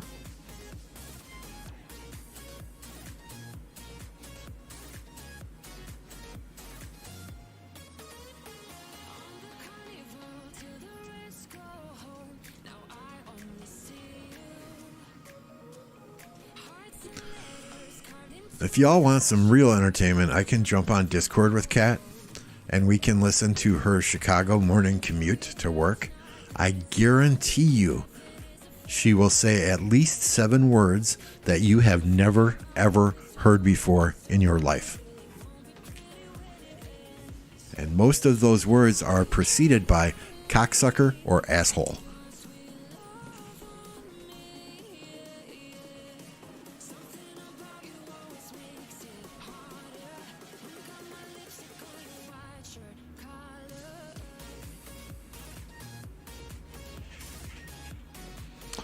Yeah, Plato, if you or Jake want to fire up a stream, just let me know. I'm good to stop streaming anytime. I do have to go vote today. But if either one of you guys wants to fire up a stream, I can send everyone there. The whopping 12 people that are watching anyway. Is that what the British folks? Well, I mean, I understand British people swearing at each other when they drive because y'all drive on the wrong side of the road, right? So if everyone was driving on the wrong side of the road, I'd be cussing everyone out too.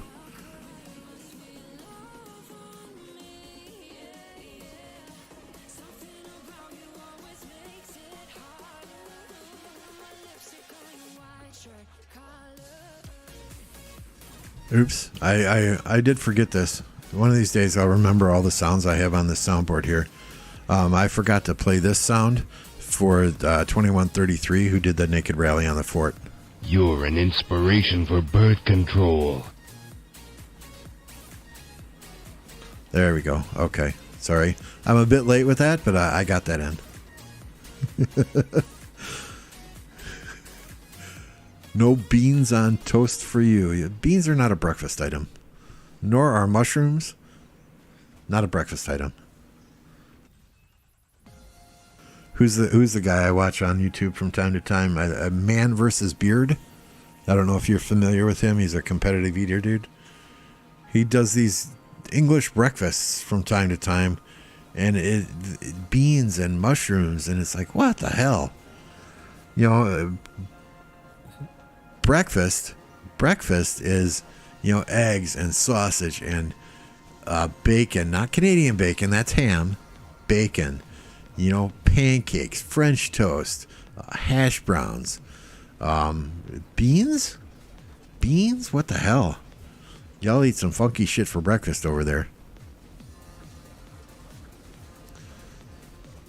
I feel personally attacked. Let me check. Let me check exactly what his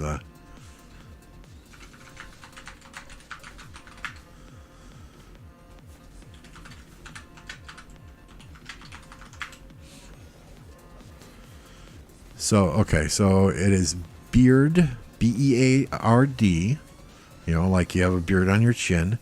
Meets, like it's nice to meet you. Food, all one word. Beard meets food.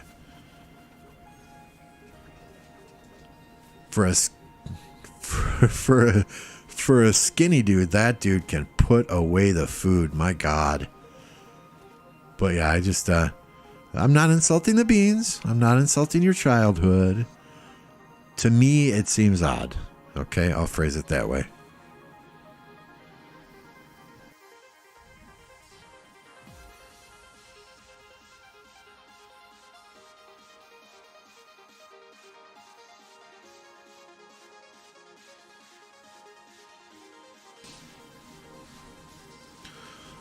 Alright, they're taking a fight down here now. Is everything burning? That's burning. That's still burning.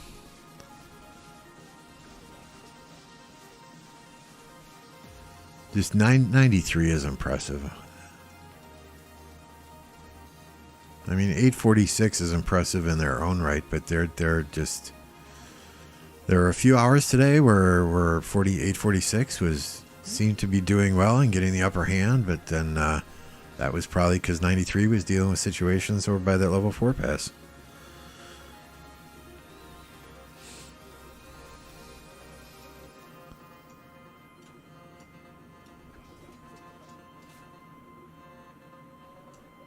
Yep, flag building here.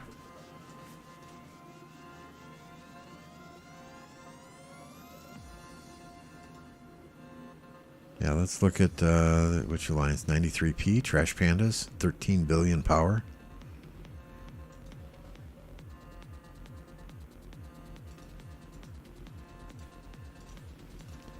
Yeah, I mean they're all fighters too, right?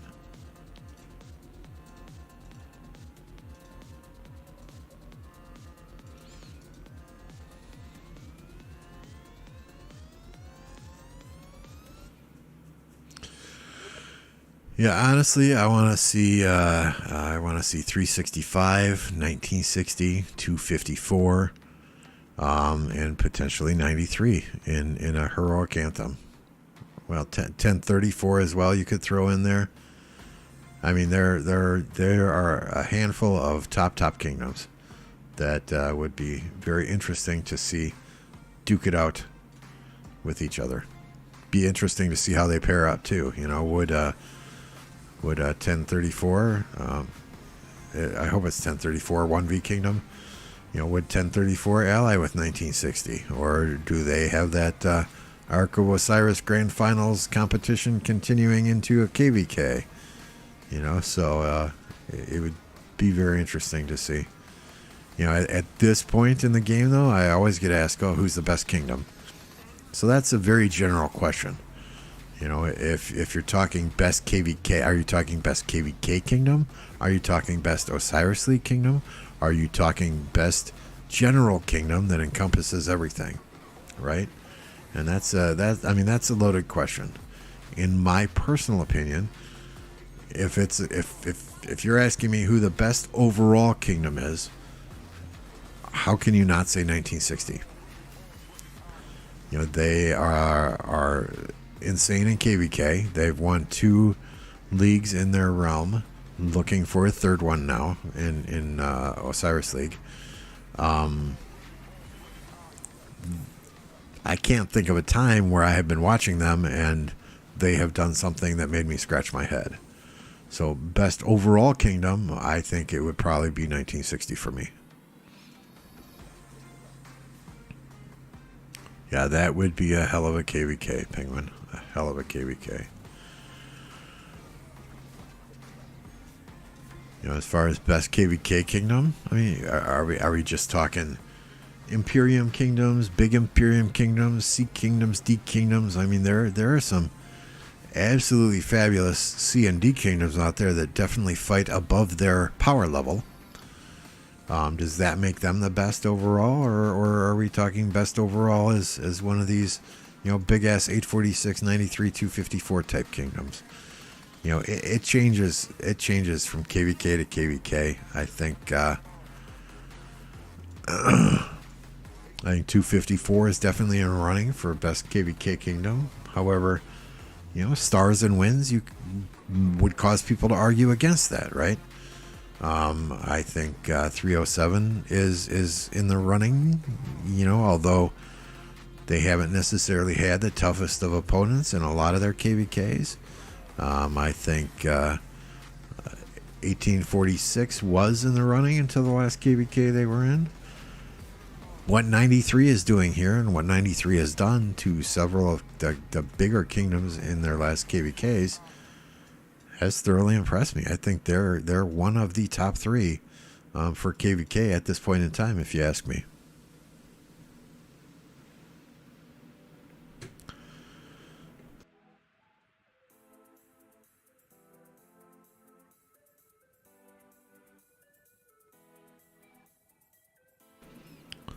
Yeah, I fought against 254 in KVK. It was, I think KVK, I forget exactly which one, 6 or 7. I don't know. I've done like 14, 15 of them now. And they are monsters. I used the analogy earlier. It's like they're like fucking ants at a picnic, right? They just come out of everywhere. Appreciate the subscription, One Tap. Always appreciate it. Thank you. That reminds me, if you are enjoying the stream, please hit that like button. I'm told anyway, it helps in the YouTube algorithm. I haven't found this out for myself yet, but we will see in the future, I guess. Hit that like button. Don't forget to subscribe to the stream if you want to be notified when I go live or put content out. Press that bell icon. You can also subscribe to the Discord, which is the best way to get in touch with me if I am not streaming. And Discord will also pop a notification every time I go live. There is also a section on Discord for other content creators to post when they go live. So as others start doing this and they go live as well, hopefully it will become a one-stop shop for you to see who is currently live or who's got new content out there. Hopefully a lot of the smaller streamers will start posting there in the near future. I'm at 144 subs now. I think I started right at 128, 130, somewhere in there. So yeah, I mean, every subscription I'm thankful for, right? I was reading somewhere where it generally takes a person 61 days to get 100 subs. I've got 144 in a little over 3 weeks. So, big shout out to Redline, to Plato, to Jake the Dog Games, to Lattice Gaming, to Bulba for plugging me on their stream and giving some of their members a link to my channel. So greatly appreciated. Definitely a good community of content creators that's out here for this game and a good community overall.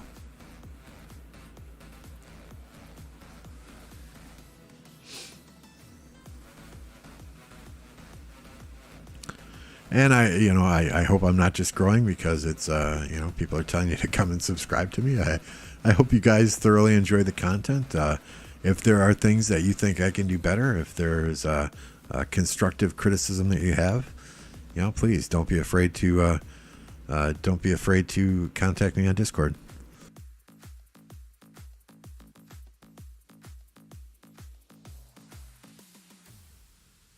Well, yeah, Chisgul, he don't even read my comments unless I donate to him. So if he raids me, great, but I'm not going to ask for any favors.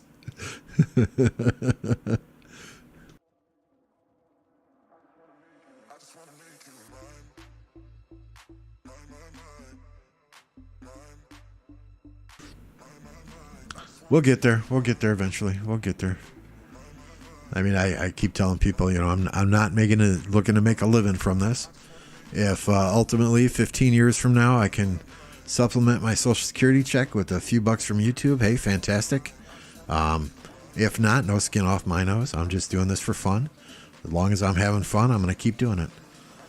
I'm 52 years old, so I'm an old fart. I'm too old to do things in life that don't give me pleasure, that I don't have fun doing. So if I don't have fun, I'll stop. That's all there is to it. But right now, I'm having fun learning how to create some graphics, learning how to put the chat in the live stream, etc.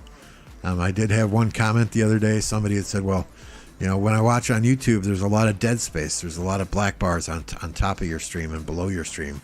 I can't help that right now. I stream on from an ultra wide monitor that is 2,565 by 1080 pixels or something like that. So, once I get things fine-tuned a bit, get some more of the graphics made that I want on the stream, and I can look into exactly how I can do a little better to eliminate those black bars on the top and bottom. If I could put an overlay there, that'd be great. But we'll see. Either way, I hope you guys enjoy the content, enjoy the company, and enjoy the entertainment.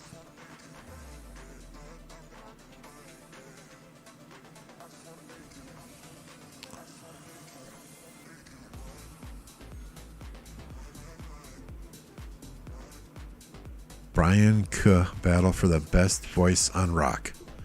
I don't know him.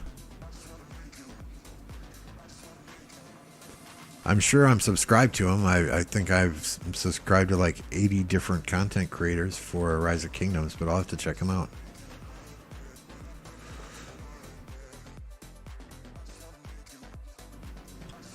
So I was asking Kat last night. We were on Discord chatting, and I said, okay, all these people are telling me that I've got a great voice for streaming, and I don't understand. I can't stand my voice. When I watch live streams back, it just irritates the hell out of me.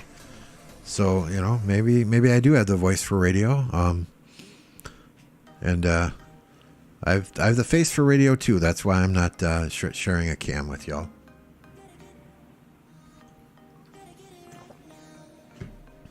Maybe at 10,000 subscribers. We'll go 10,000 subscribers. We'll aim for the moon. I'll share a picture. Dressed up in all my duck hunting gear with the face camo on.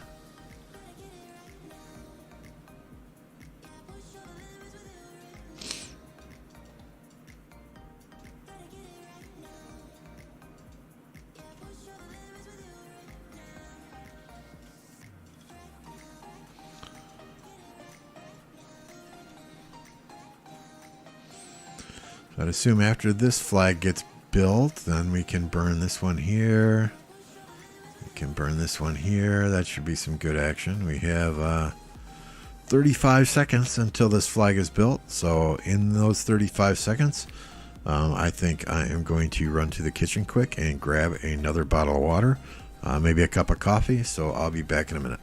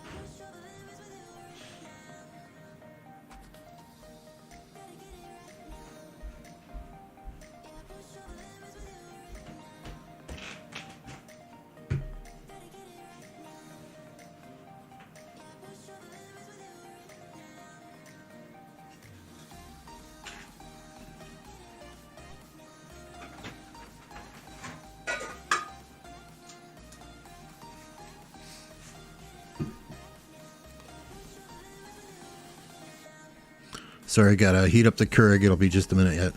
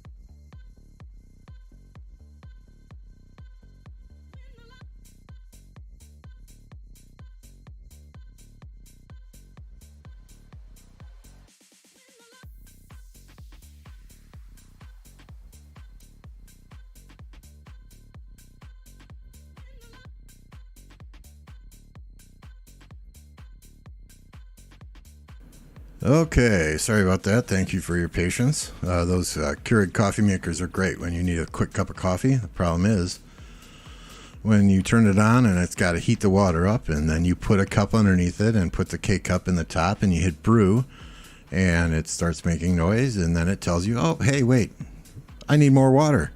Then you got to fill it up with water, and then it's got to heat that water up all over again. So sorry about that, but I needed my morning coffee. Another morning coffee. Hey, Jacka. What's going on, dude? Thanks for jumping on the stream. Good to see you. So that flag got built. That flag got... Did they even defend this flag? What the hell? Maybe they're not defending this territory over here. They're going to focus elsewhere. I mean, burning that flag really does nothing. Just gets them a little further away from the ziggurat.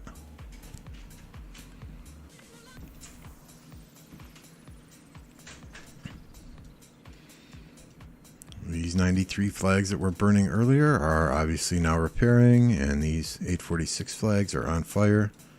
Where did 846 go? Where are you guys going?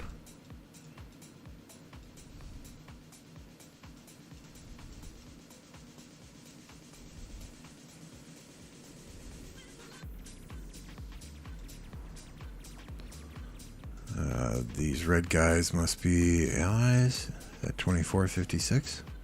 Yep.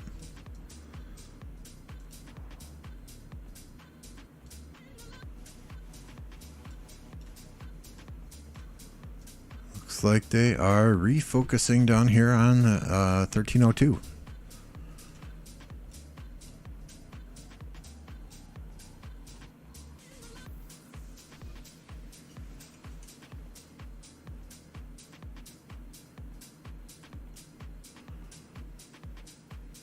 Oops, I need to move my clock in the upper left-hand corner now that I got my subscribe button over, or the subscribe icon over it.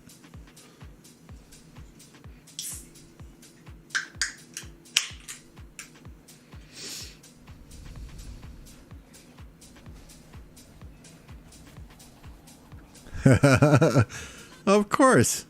Of course. Win or lose, I'm always going to be a Packers fan. So, yeah. Nightbot will say, go Pack, go occasionally. Absolutely.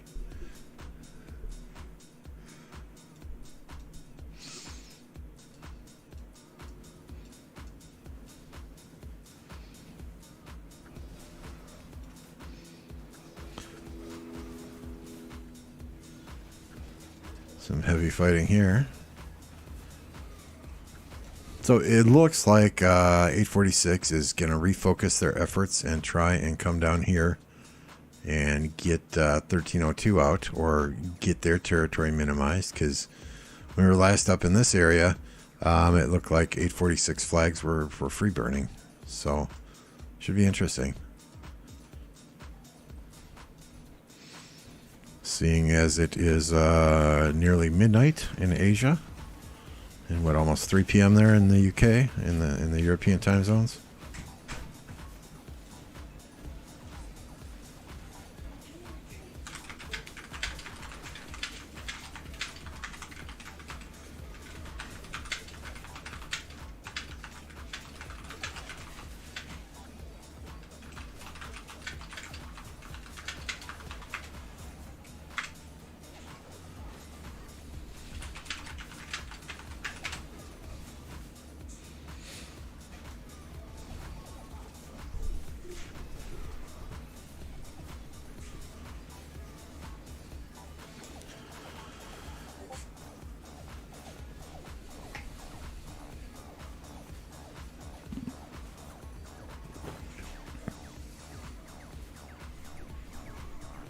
Gotta love that YSG AoE. I see Jones skills firing off in there. We got Scipios on the field. Lots of Nevskis.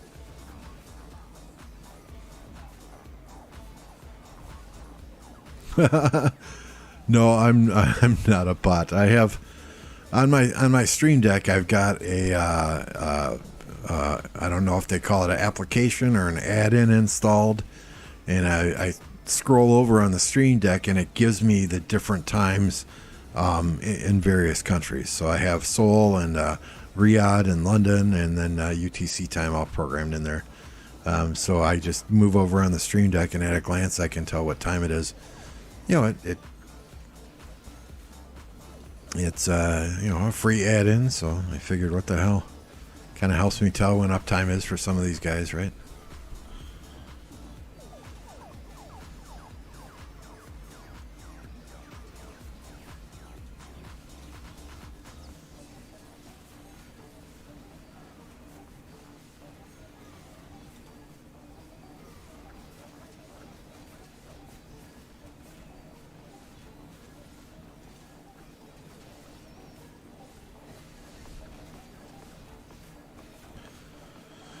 Yeah, so I mean, as far as my setup goes, I've got one of the smaller stream decks. It's not the 6-button; it's the 15-button stream deck. I've got a beacon mix create, so that I can separate out the audience mix from, you know, microphone, chat, which is Discord. I'm not on Discord right now.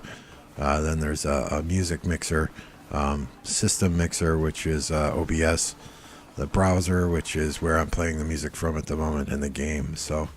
If any of that's too loud, just let me know. I can turn things down individually because of that beacon mix create. The first microphone I tried was absolute garbage, so I invested in a beacon USB microphone as well, and that has greatly improved the clarity of my voice since then. And you know, I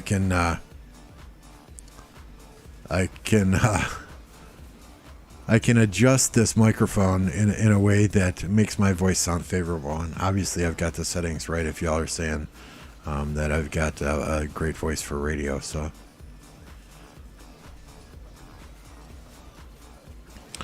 yeah, I think I have a picture in here still, don't I? Yep, here it is. So that ultra wide is where I generally run the game. I have OBS up on the top screen, so I can kind of monitor what's going on and change things that I need to change on the fly. And on the right hand side is where I've got the YouTube stream up muted, and then I've got the chat over here as well.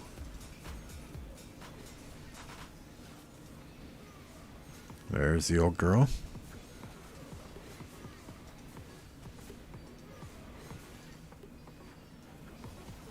And no, for those of you who were not looking at the stream when I said there's the old girl, no, I meant the dog, not my wife. Although my wife is slightly older than me, she's still a fucking hottie. Damn. What's the term the kids use? MILF?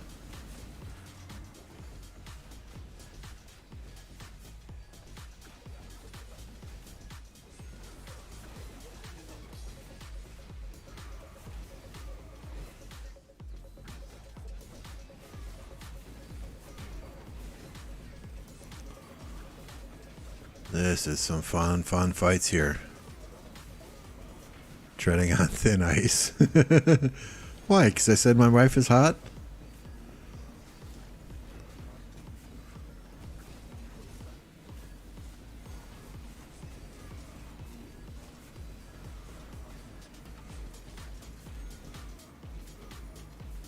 After 25, 26 years of marriage, I hope she still thinks I'm hot, but, you know, who knows? Who knows? With age, you start losing your eyesight, too, so I benefit from that.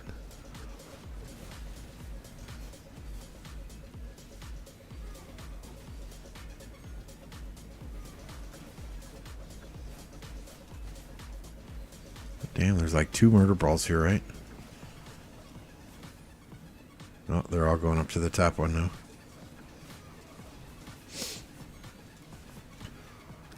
See, I'm waiting for a flag to drop in this area here. Oh, here's a flag here.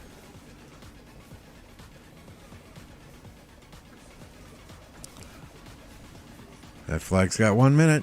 Get it, swarm it, swarm it, swarm it. Attack. Attack.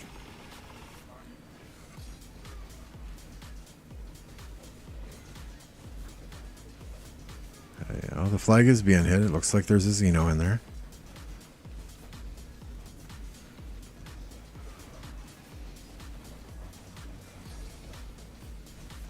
There's so much I can't even see what's going on though. This is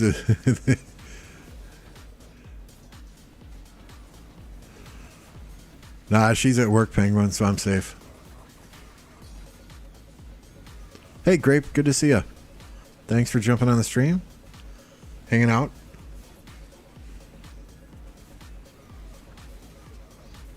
Okay, where's that flag? I'm gonna zoom in here, so if colors bother you, or we'll send you into an epileptic seizure. Yeah, let's simplify graphics. Maybe I can click on the flag then.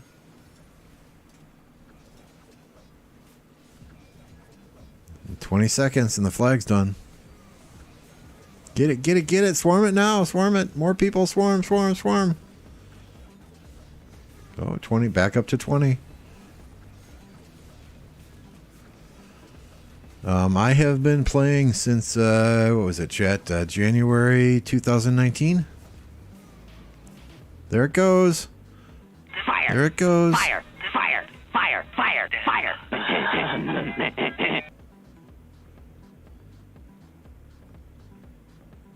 How about you? How long have you been playing, my friend?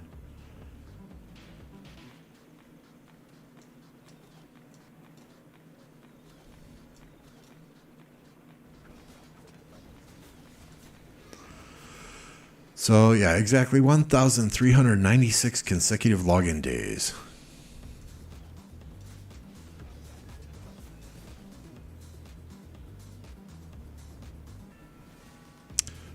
My advice would be, the same as a lot of streamers tell you. Have one main account, make a few farm accounts, farm gems on your main, farm resources on your farms. Focus on one commander at a time. Watch, there's a lot of good content out there from a lot of different content creators on which commanders to max, like fully max expertise, which commanders you can get away with mid-maxing with low investments in, like Saladin 5551, for example. Just watch as much content as you can from a variety of content creators. Just because one content creator says do it this way doesn't always mean it is best advice for you.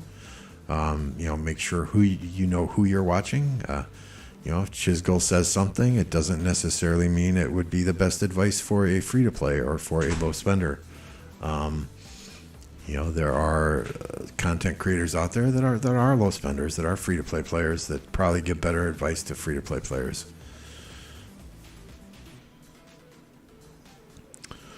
So, in my opinion, the best infantry commanders that you could have, if you're our open field, are Scipio as a secondary to Guan.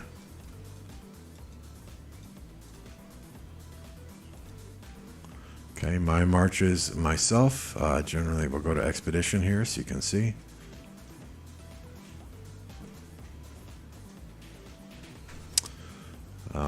My marches are as follows. Archer marches, I have Boudica YSG, Nibutami, Amani Artemisma, Cyrus Ramses, and then for rallies, I use Gilga Henry. Infantry, if I'm running just 5 or 6 marches, I do Guan Scipio. If once I get to 7 marches, then I'll run Scipio Honda and Guan Leo. I've got Trajan Mulan here. At some point in time, my goal is to max CJ and put CJ behind Scipio and then move Honda behind Trajan. Cavalry marches, I use the Nevsky Joan, XY William, and then Mina Cao Cao is obviously for Barb Forts. Cao Cao Mina with all the speed equipment on, that's for grabbing runes. And then my last cavalry march is Cao Cao and Ethelfled. Ethelfled's museum speed and T1 troops, so I can cap obelisks in Ark of Osiris. So I know that's more than you asked, but hopefully I answered your question.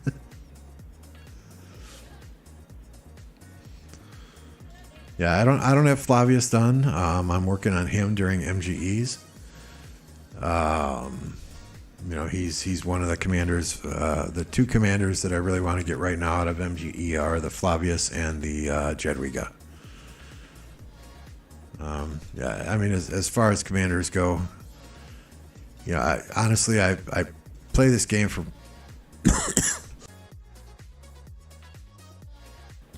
probably 12 to 14 hours a day for nearly 3 years.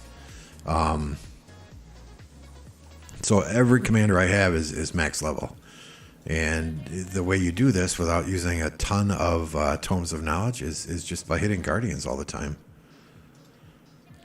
I don't have commanders to max now, so I'm not hitting guardians, but I would hit guardians twice, guardians at the temple and at all the shrines, twice a day for 3 years, and that's how I maxed all my commanders out.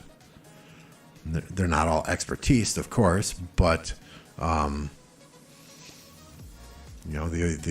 don't have very many yet to expertise. What do I got here? Wu, 2-1-1-1-1. I'll probably never do her. Charlemagne, I'll probably never do him. Theo, I will be working on Theo with daily chests as soon as I am done with Tutmosis. Chandragupta, I am getting after Jadwiga in MGEs. Lubu, I'll probably never max him. Montezuma, highly unlikely I ever max him. Jadwiga, I'm working on. She's 5531. CJ, I'm getting close, 5551. Suleiman, I don't anticipate ever finishing him. Flavius, I want to get done eventually. And Tutmosis, I'm working on daily chess right now. And then Jan Zika, I don't know, I may do him instead of Jadwiga. It just all depends on what happens between now and the next MGE.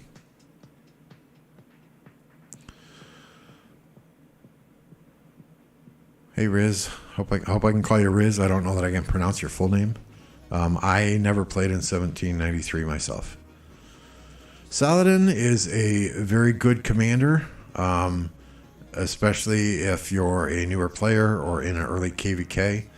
Saladin at 5551 is a very good investment. His fourth skill here is increased damage to garrisons when attacking cities. You can't plunder resources, so I don't know when you'd use him to attack a city then anyway, but and if you don't expertise him, it's not a huge deal.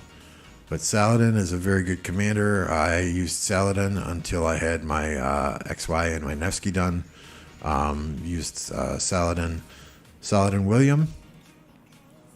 Before that, it was Saladin Takeda.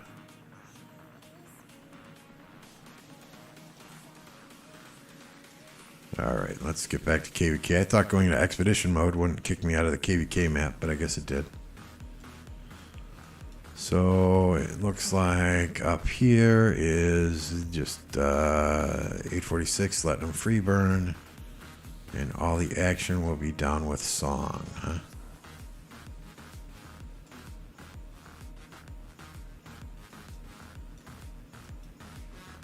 Where was it before? I think that's the only flag they're touching, right?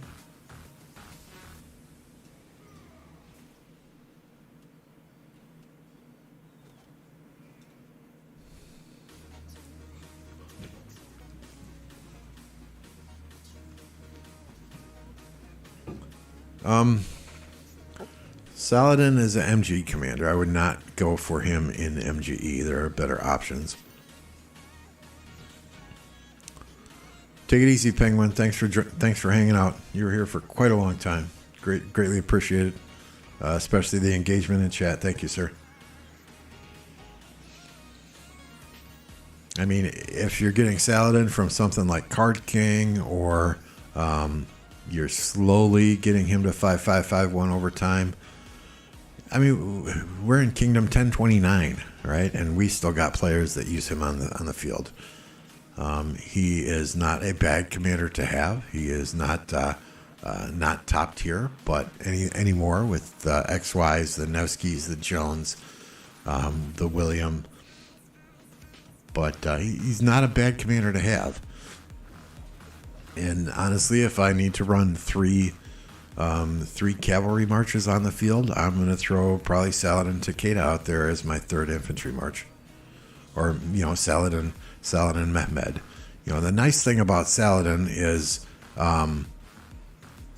he said he's in SOC. I don't know which SOC, though. The nice thing about Saladin is you can put YSG behind him. You can put Ethelfled behind him. You can put Mehmed behind him. And it's going to be a good pair, right? He's very versatile in that aspect. He doesn't always have to be paired with another cavalry-only commander. So I'm trying to remember, and I got a spreadsheet out here somewhere. I just got to find it. Trying to remember who the MGE commanders are for cavalry.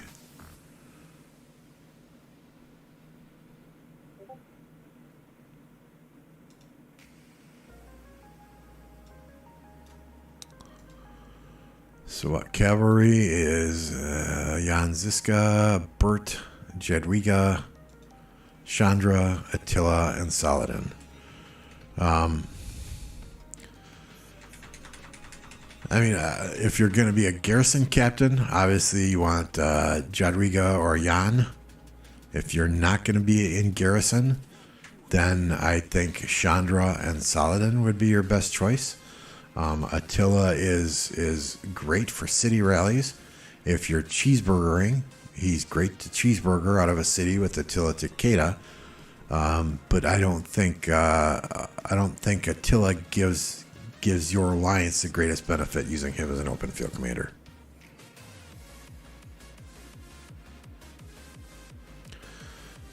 If you have gems to spin and gold heads to invest, then definitely Nevsky is the best. Nevsky Joan, in my opinion, is the best cavalry march out there. Others will argue that XY Joan is better because of the damage it deals, but I like Nevsky Joan myself.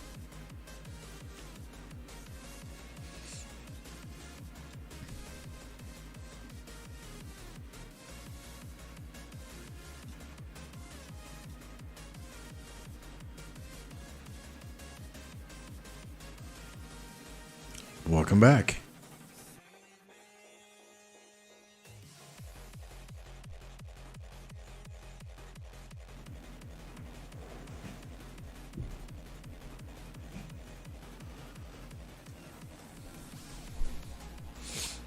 Scipio's a good choice.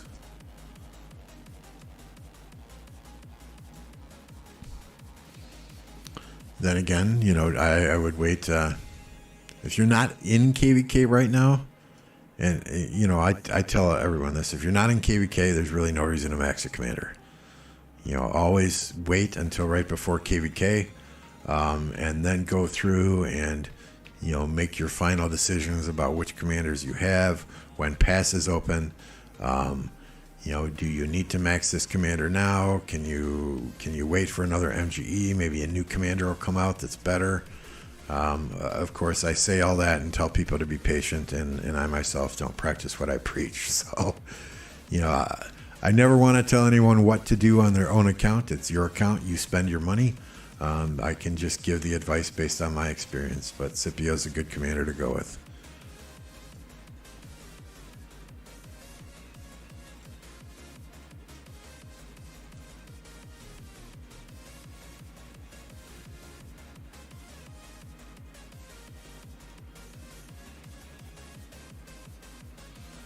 Me? No, I'm not free to play. Definitely not. I think New Jack was asking Grape if he's a spender.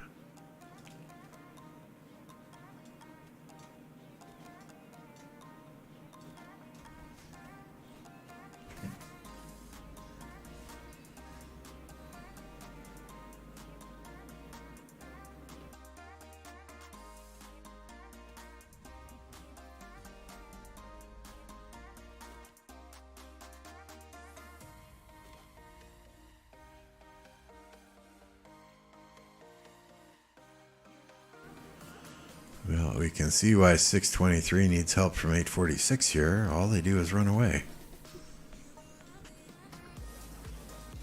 Song is obviously moving into established territory. Here comes the rally.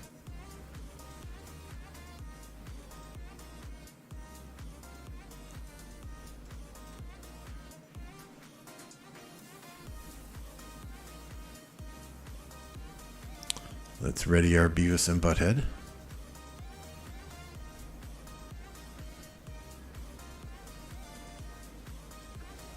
So they can reinforce this. They've got cities close. Can they reinforce it, though, faster than they can swarm it?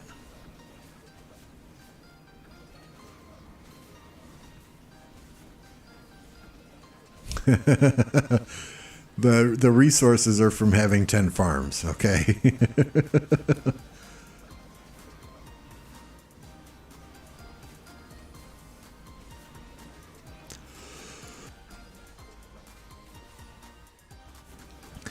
You know, that's a decision that you need to make for yourself, Grape. I can see where it might be advantageous to migrate back to KVK2 to work on commanders, but at the same time, the things you get out of the SOC KVKs, like the iconic crystals, the conquest coins, the season coins, you know, those are things that I don't think you can get iconic crystals anyway in KVK2, but I could be wrong there.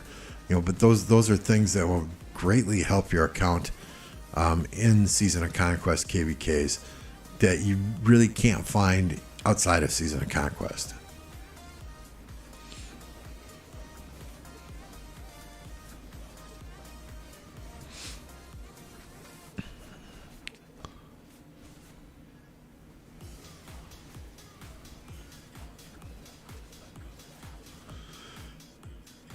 And that flag's on fire. Fire! Fire! Fire! Fire! Fire! Fire!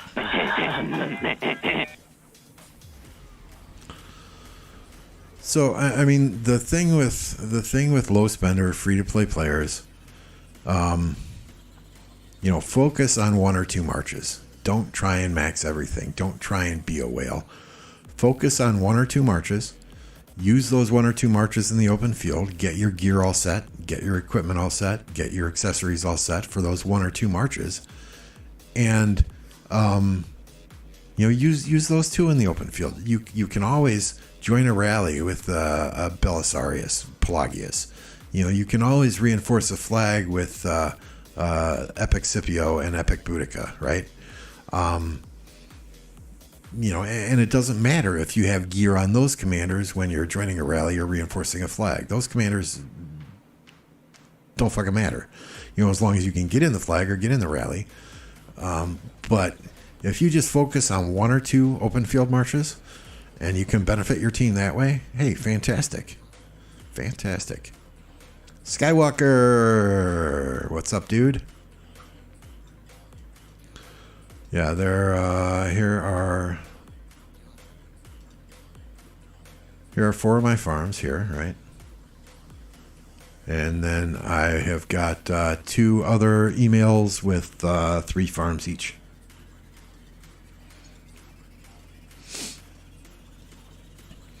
And, you know, most days, since I work from home, most days, you know, I'm sitting at my desk, I'm working from home on my work PC. I've got a tablet up in front of me that I'm just, you know, running barb forts or cycling through farms, sending farmers out. So, you know, generally on these 4 farms that are tied to this account, I'm sending those farmers out every time they come home, you know, for a good 12 to 16 hours a day.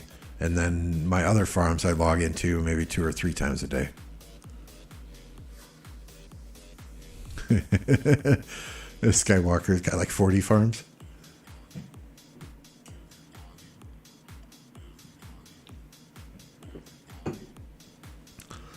Yeah, great, but I've been playing this game a lot longer too, right? So you gotta kind of consider that when you know, and I mean, my farms are nothing. You look at some of these guys that have 100 million power T5 farms, you know, that's crazy. 75 Skywalker? Are you freaking serious, my dude? I mean, like my first farm here, I don't even have T5 on it. You know, I don't want T5 on it. I don't need T5 on it. It's a farm, and I use that to fill rallies and flags with T4 troops. You know, I've got maybe 2 or 3 solid marches on there. I've got a Guan, expertise Guan, and a 5552 Scipio. I have got Ethelfled YSG, and I have got 5551 Saladin and 5551 William.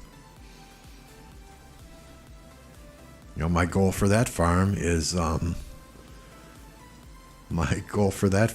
to be the first 100 million power player that I'm aware of that doesn't have T5 troops. Although I don't know if some would call Fleisch a 100 million power player without T5 troops. Some might not.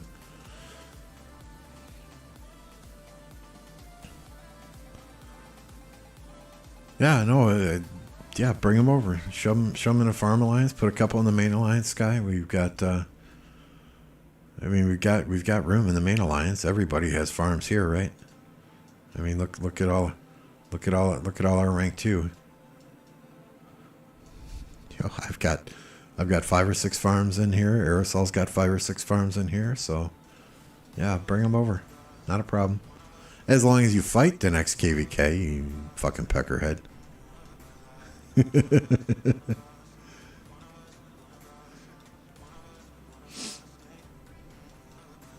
We'll just have to arrange a time when 1029 and 1916 aren't overlapping in KVKs, or at least the pass openings aren't quite at the exact same times, right?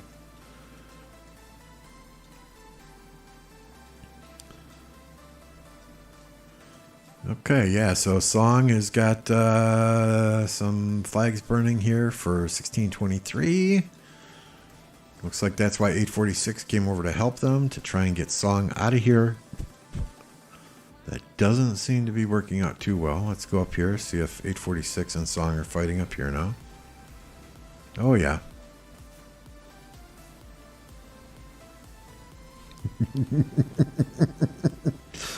Yeah, I'm just giving you shit, dude. Just giving you shit.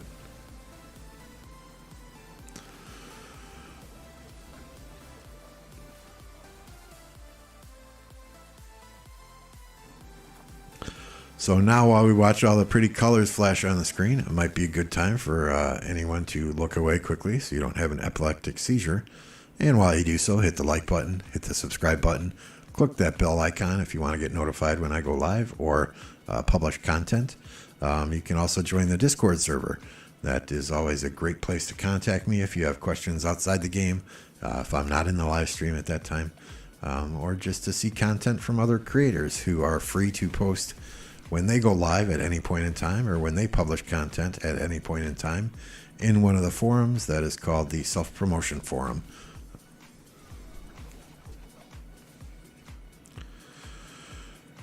A lot of materials, but no blueprints. Any F2P friendly ways to get them? Do you do barb camps and barb keeps? Do you do all of the events that give you blueprints? Again, if you farm only gems on your main and you farm resources on farms, then you can more than likely participate in the archaeological dig to get blueprints that way, or in the egg event, Holy Knight's Treasure, and get some blueprints that way. It takes longer if you don't spend money, but it can be done. You know, I think I didn't do archaeological dig on any of my farms for the longest time, and this last one I went in and looked, and I'm like, holy shit, I've got 100 hammers. You know, and you get 10 hammers for farming, 10 hammers for doing forts, 10 hammers for doing barbarians. So that's 30 hammers every time archaeological dig pops up. That you can get 30 hammers as a free-to-play player. You know, if you save those up for 2 or 3 digs, you know, you have 90, 100 hammers. That'll get you through at least 5 levels in archaeological dig, which is 4 of the epic levels and then 1 of the legendary levels. It's going to take time, but if you stay focused and know exactly what you're going for each time, and don't, randomly, oh geez, what did I dig for last time? Well, let's get this archer helmet today. If you stay focused and make sure you're focusing on those one or two open field marches that you have, that's probably the best way to go about it. And if you're free to play, honestly, don't rush to T5. Don't rush to T5. T4s are just fine. You get decent equipment on T4s, and you're gonna be fine in the open field. If you have procced purple gear on T4 marches, you're gonna be very competitive against T4 players with unprocced epic gear. And a lot of time, a mistake players make is they want so badly to get T5, they will rush to T5, but they won't have the gear to go with it. If you're running T5 marches and you got green and light blue gear on your marches, it's not going to be any better than T4 marches with procced epic gear and accessories, right? Get those Delane's amulets from the barbarian keeps. Get those silent trials from the camps. Get those accessories on your 2 or 3 open field marches, and you're good to go. You don't need the overly expensive Ring of Doom. Focus on getting your equipment done on your 1 or 2 marches first, and then worry about getting that 3rd march, that 4th march. And that's how you're going to have fun playing the game, because you're going to be competitive in the game. You're not going to get stomped on by every player out there. And that's how you're going to benefit your kingdom as well. It does no good for you. It does no good for your kingdom if you're sending out, a Lohar Boudica into a murder brawl. You're just going to get stomped, and it's going to be a waste of resources. So focus on those 2 super solid marches, those 2 sets of equipment. Get the purple first and then move to the legendary, and go from there. It's a process, but if you're enjoying the game and you're having fun and you can grind, you can do it. Chaining barbarians gives you materials. It doesn't give you blueprints, but you at some point in time, if you grind enough, if you do all the events enough, you will have more blueprints than you have materials for. So anytime you can get materials, anytime you can get blueprints, hoard that shit. Very, very few players have more materials than they have blueprints for. And those players are players like players like this, players like MF, players like Mad Phantom, players like Bunny, players that have hundreds and hundreds of millions of power, tens of billions of kill points, hundreds or tens of billions of dead, right? Those players are an exception to the rule. Don't try and be that player. Be yourself. Know your limits. Do your thing.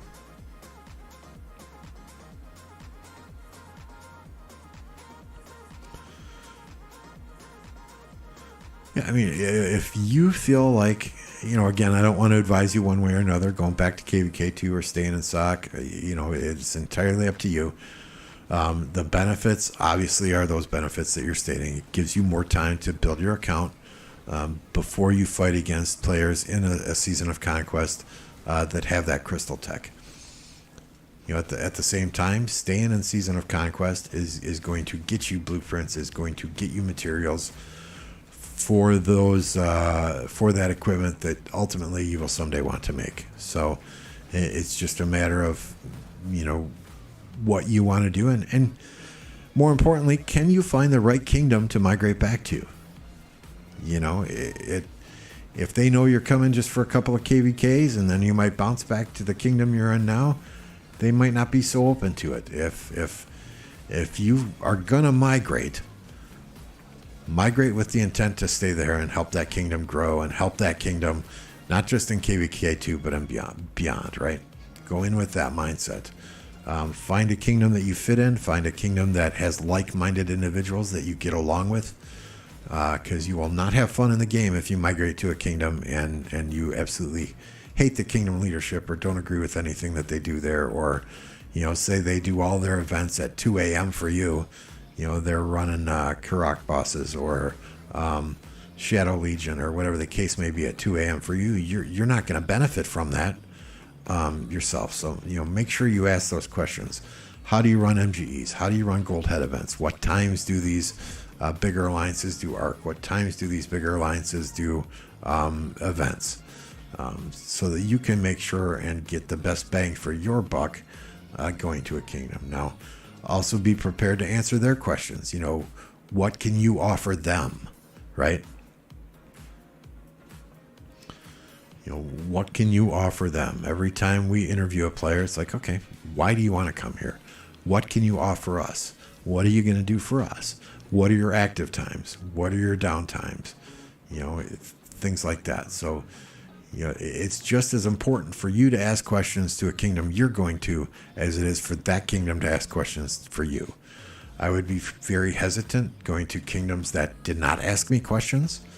If I just sent a message to a kingdom and said, hey, I want to join your kingdom, and they didn't ask me why I wanted to join the kingdom and didn't ask me questions such as that, it's probably not a kingdom that I want to go to. It's probably not a kingdom that's very well managed then, and I probably wouldn't be happy there.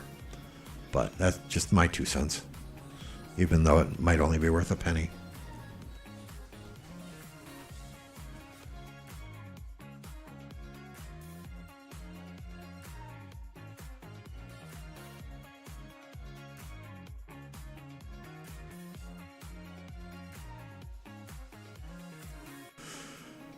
Yeah, well, I don't know what to tell you there, Sky. 12K of each material, no gear to make. That would be a nice problem to have. Here is my, here, let me bookmark this. We can come back here.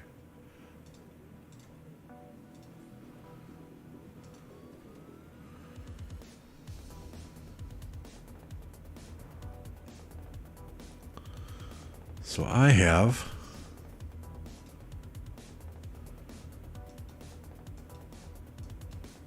all kinds of equipment I can make, right? I have 7 of these pennants, 5 of these gloves, 5 eternal knot. I have plenty of equipment that I can make. I mean, you see all these blueprints? You see all these fucking blueprints? I just don't have the materials to do it.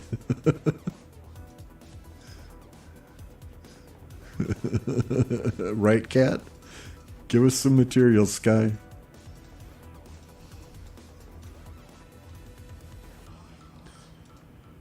Yeah, I mean, that's my own fault because I went through and I refined quite a bunch of stuff here, but at the same time, I think, what did I count? I had 23 out of 46 are procced, so not bad.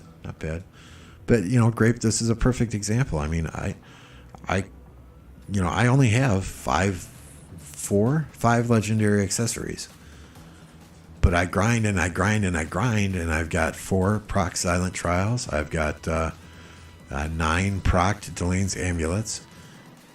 So these are viable. People tell you, oh, purple accessories suck. Well, yeah, if you have the ability and the materials to craft the legendary accessories, yeah, you definitely want to replace the purple accessories with the legendary accessories. But at the same time, I focused on my equipment for my commanders first. I mean, if we look at all my marches, oh, come on, game work. Thank you. I mean, this is my best cavalry march, my second best cavalry march. That's my speed equipment on my cow, right? If we go to archer marches, this obviously I'm an archer player, so this is need to get the ring procced. Probably get a horn on here instead of the dagger, but this is my best of the best archer set. Then I have a second archer set. It's got blue accessories, right? Third archer set, again, it's got the purple accessories, right? My fourth archer set is all purple. Well, there's one random legendary there, but that would be my advice to anyone, is to focus on their equipment first before you do the accessories. See, I mean, this is my second infantry march. Nothing fabulous. Even on my Trajan, I've got the windswept set. Sure, I've got a procced Eternal Knight that I made way back when for Ethelfled. I think that was the first thing I ever procced right there. I mean, I've got super solid equipment on Richard, who is in my Canyon lineup. But this I'll put on Zenobia if I have to garrison. But even this, I still use the blue shield. I still use purple accessories. Which shoes? The shoes that are on Guan?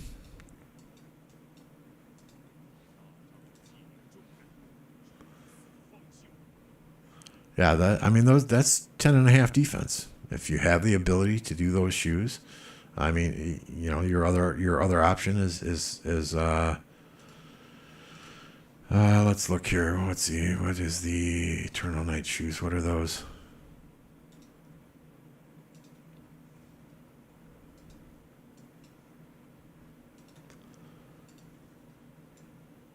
Yeah, I mean, boots of the Eternal Knight are 7.5% defense.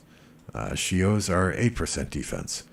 So the Shios are better base stats, right? And then if you're making equipment for a infantry march,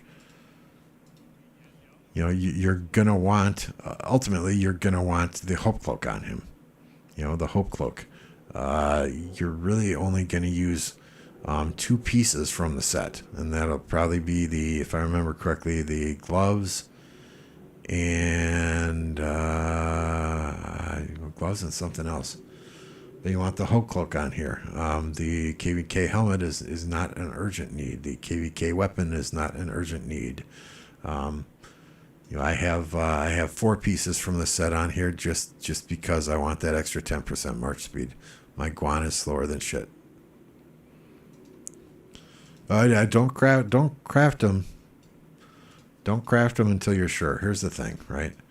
Here's what I try and tell everybody, even though I don't follow this advice at all myself.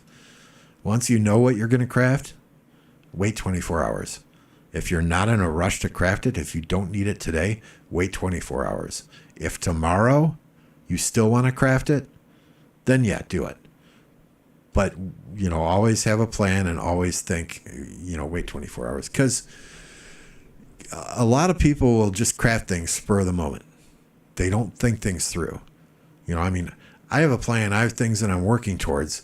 I have specific equipment on specific commanders that I'm looking at, and specific things that I go after every single Holy Knight's treasure or every single dig event.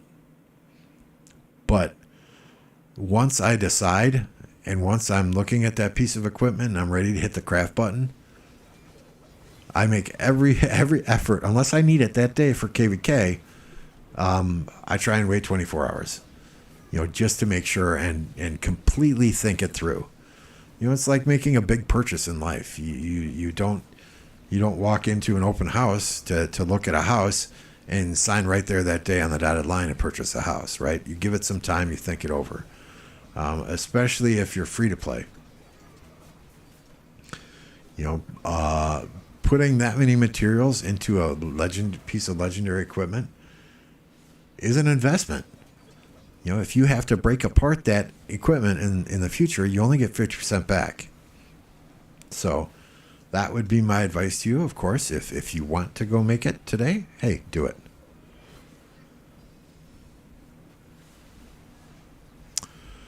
Full archer set for Boudica YSG, or 4 legendary pieces and 2 revival. I think the goal is to get the full archer set at some point in time. In order to get the full archer set, oh, good God, Sleepy. And I got a bone to pick with you, Sleepy Kai. You just wait a minute here. So you stick around for a minute here, you son of a bitch. I mean, if you've got 4 legendary pieces and 2 revival pieces on now, obviously you don't want to craft a 5th legendary piece until you're ready to craft pieces 5 and 6. Because you don't want to lose the 2-piece revival boost and not gain the 6-piece legendary boost. So, that would be my advice there is work towards that 6-piece legendary set for Boudica. But don't craft the 5th piece until you have the 5th and 6th piece. Okay, Kai. Now, here's the deal. As I understand it, I saw a certain individual in 1029 giving resources yesterday to a certain other OG individual in 29. And I was told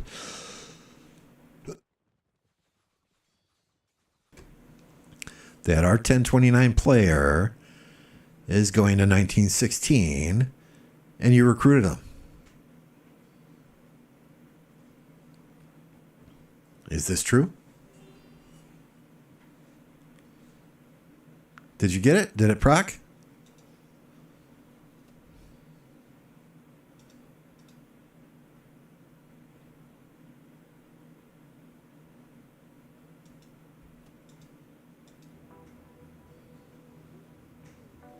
Well, maybe next time you make, I think it's 5 of them, and you will proc the 5th one. But that'll be a while, right? Uh-oh, Sleepy Kai left. He ran away.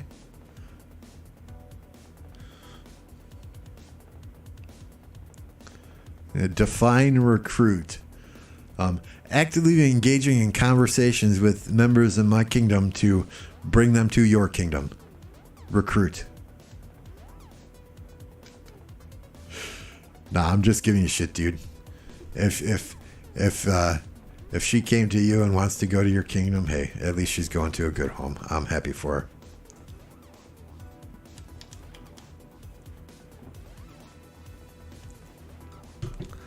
I just wish she would have told us what's going on rather than us having to be investigative and be detectives about the whole deal, right?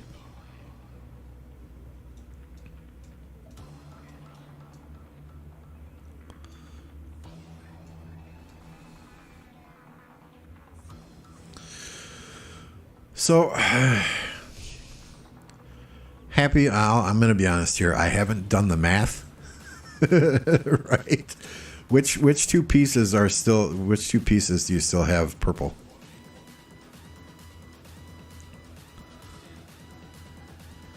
The man pulled out the dictionary. I mean, I haven't done the math, Happy. I just, it's what I did. It's not for every player. It's how I approached it when I did it. That said, I knew ultimately I wanted to fully proc everything on Boudica.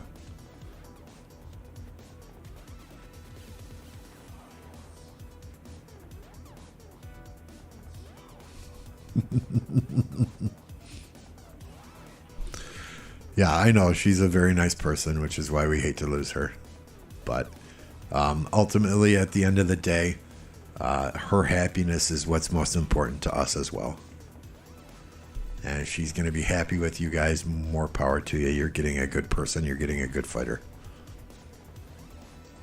I just had to give you shit because, I had to give you shit.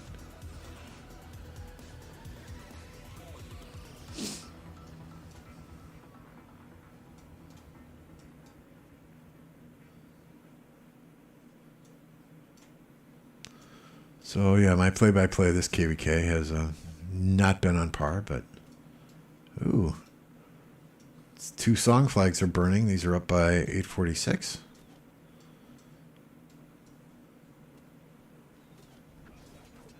Or 1846 or whatever.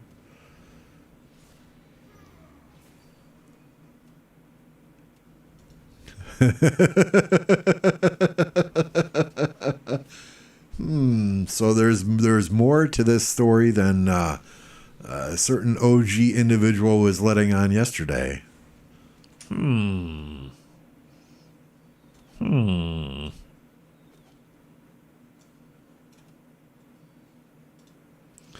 right, so you have helmet and legs that are still epic. Where are you? Where are you? I think it's Cyrus. Here we go. So helmet, I'm assuming they're procced. Helmet is 9.5 defense.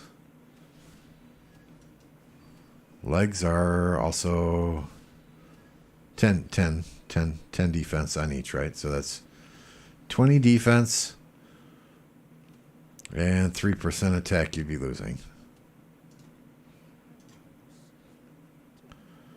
This helmet is 11 attack and 11 attack. So you're getting 5% health. You're losing 20% defense.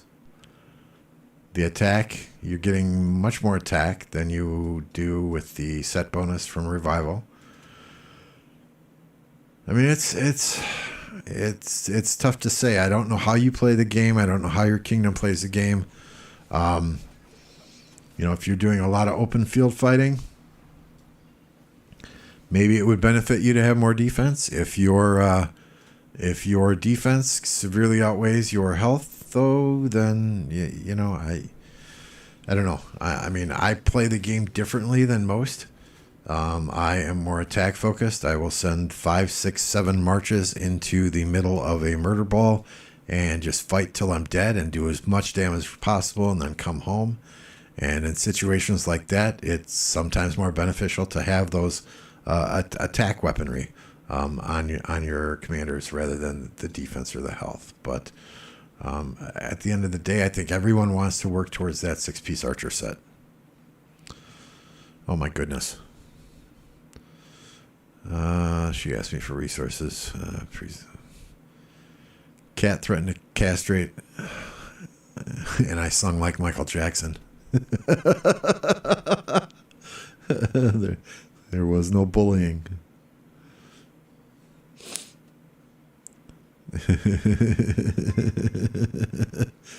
Hey, Ghost, thanks for the subscription. Appreciate it, dude.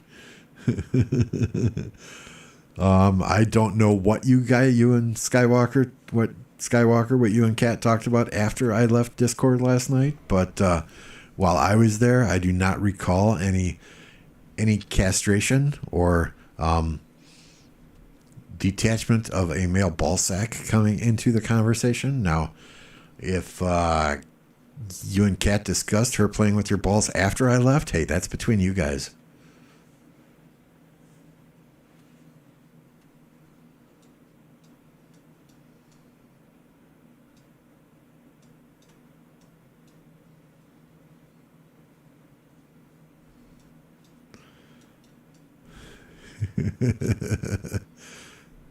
Raid Skies Farms. Hey, Sleepy Kai, if that's something you're interested in and you want me to stream it, you just send me some locations.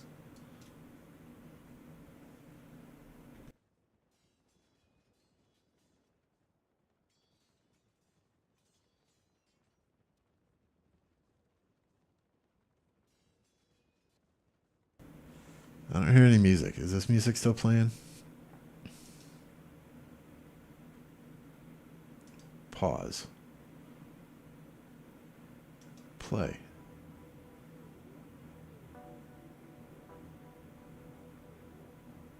Okay, hopefully that fixes it. Guan Scipio. Okay, Guan 5111. Change to Scipio. Alex, if the trades are bad. Dusky William 5511. Good. Empirical ISG.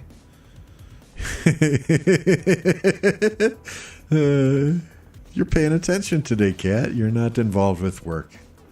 I'm in trouble now.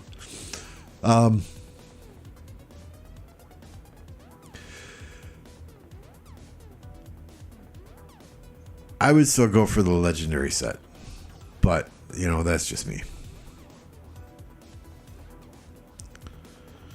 I mean, if you have more attack than defense on a legendary set, and you are, I assume you micromanage your marches with your Guan not being expertise, with your William not being expertise, and you do kind of the standard hit, let skills fire off. As soon as they target me, I run away or run back to my territory.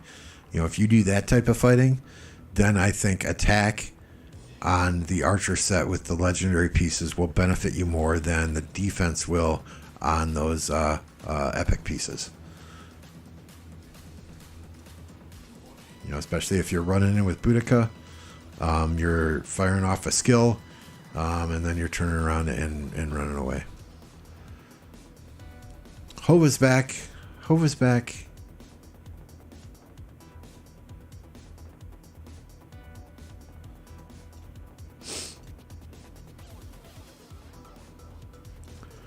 So based on what I am seeing here, it looks like 846 and their allies are now trying to focus on 302, the Song and Duck folks down here, and they are letting 93, at least last time we were up here,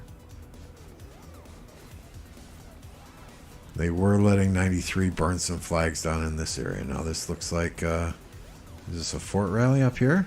Yeah, there's a Pakal Herald and a swarm on the Zenobia.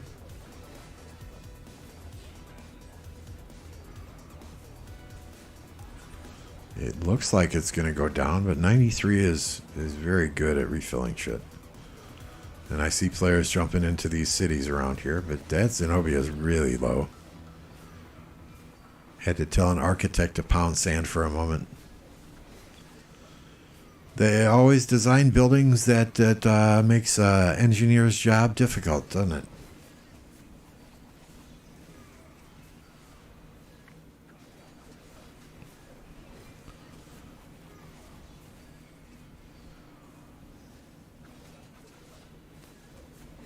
Yeah, there's some 93 players coming in, but that flags look like it's about to go down. Looks like it's about to go down. That swarm is taking a while, though. I mean, that Xeno's had a sliver of red now since we've been up here.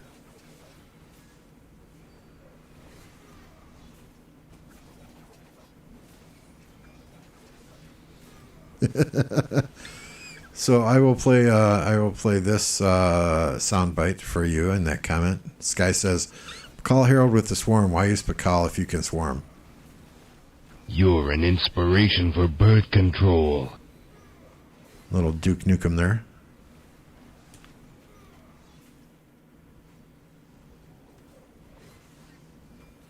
And now they're not swarming it anymore. They've backed off. And it's still not on fire.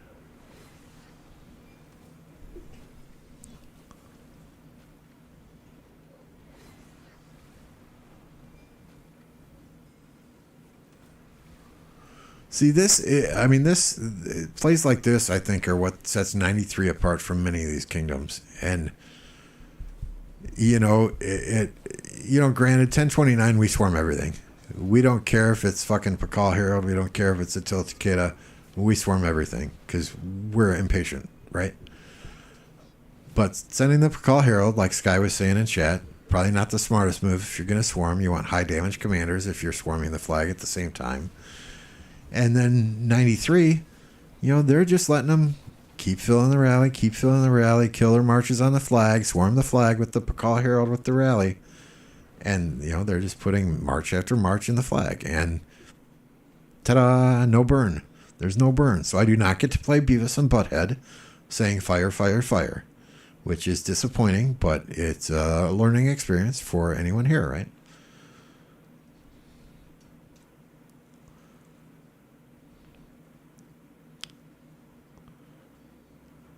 I've been learning height and okay. Sky and Hova, maybe you need to take this conversation to a OnlyFans chat.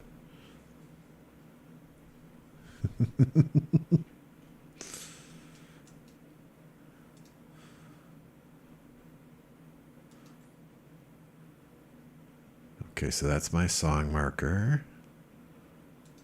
That's my whib marker. So these are still on fire here. Let's go back down here.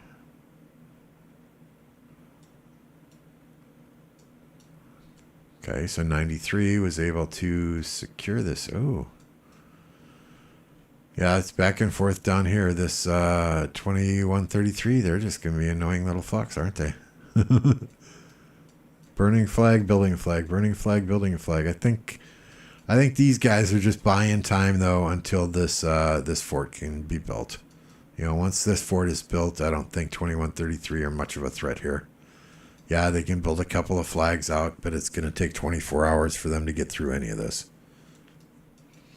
So I think the fight down here is pretty much over. We can go back up to the top.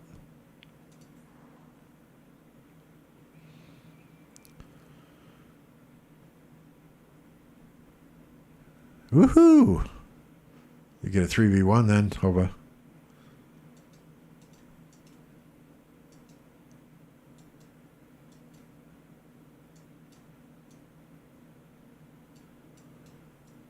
So porting out, the song porting, they're still packed in here.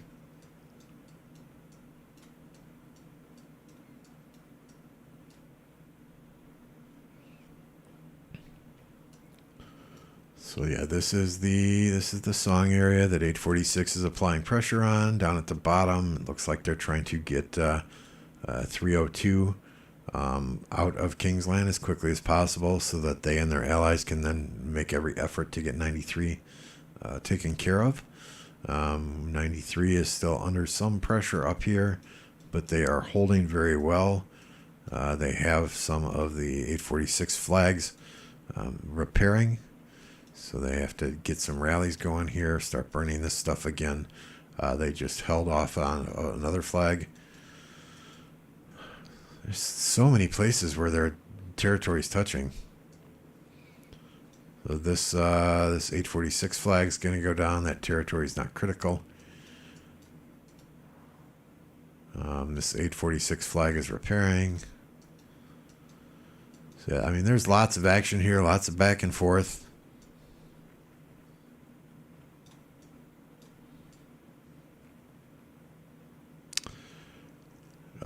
You're asking the wrong person, Sky.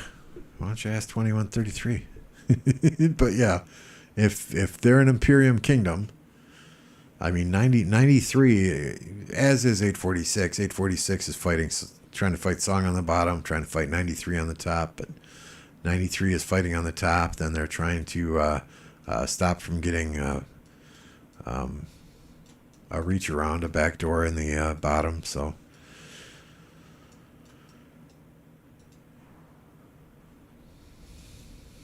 But I mean, that's the battlefield as I see it right now.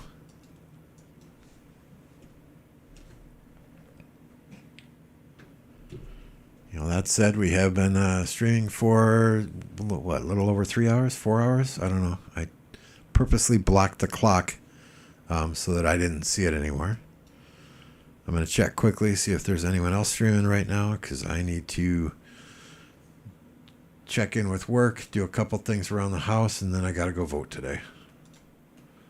And I want to do that in the morning time frame before lunch hour hits, and everyone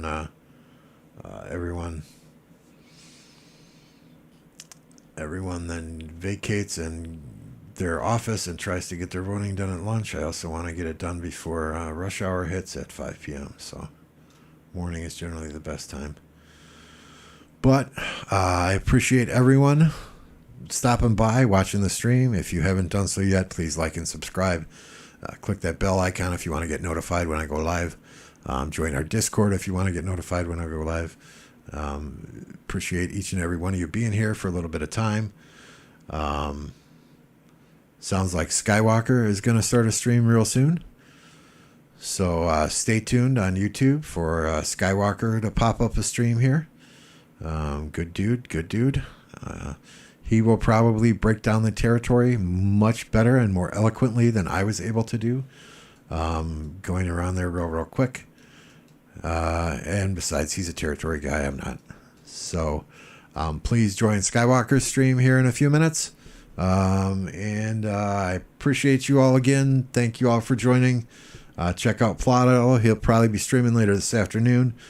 Keep those small streamers in business. Keep those small streamers streaming, guys.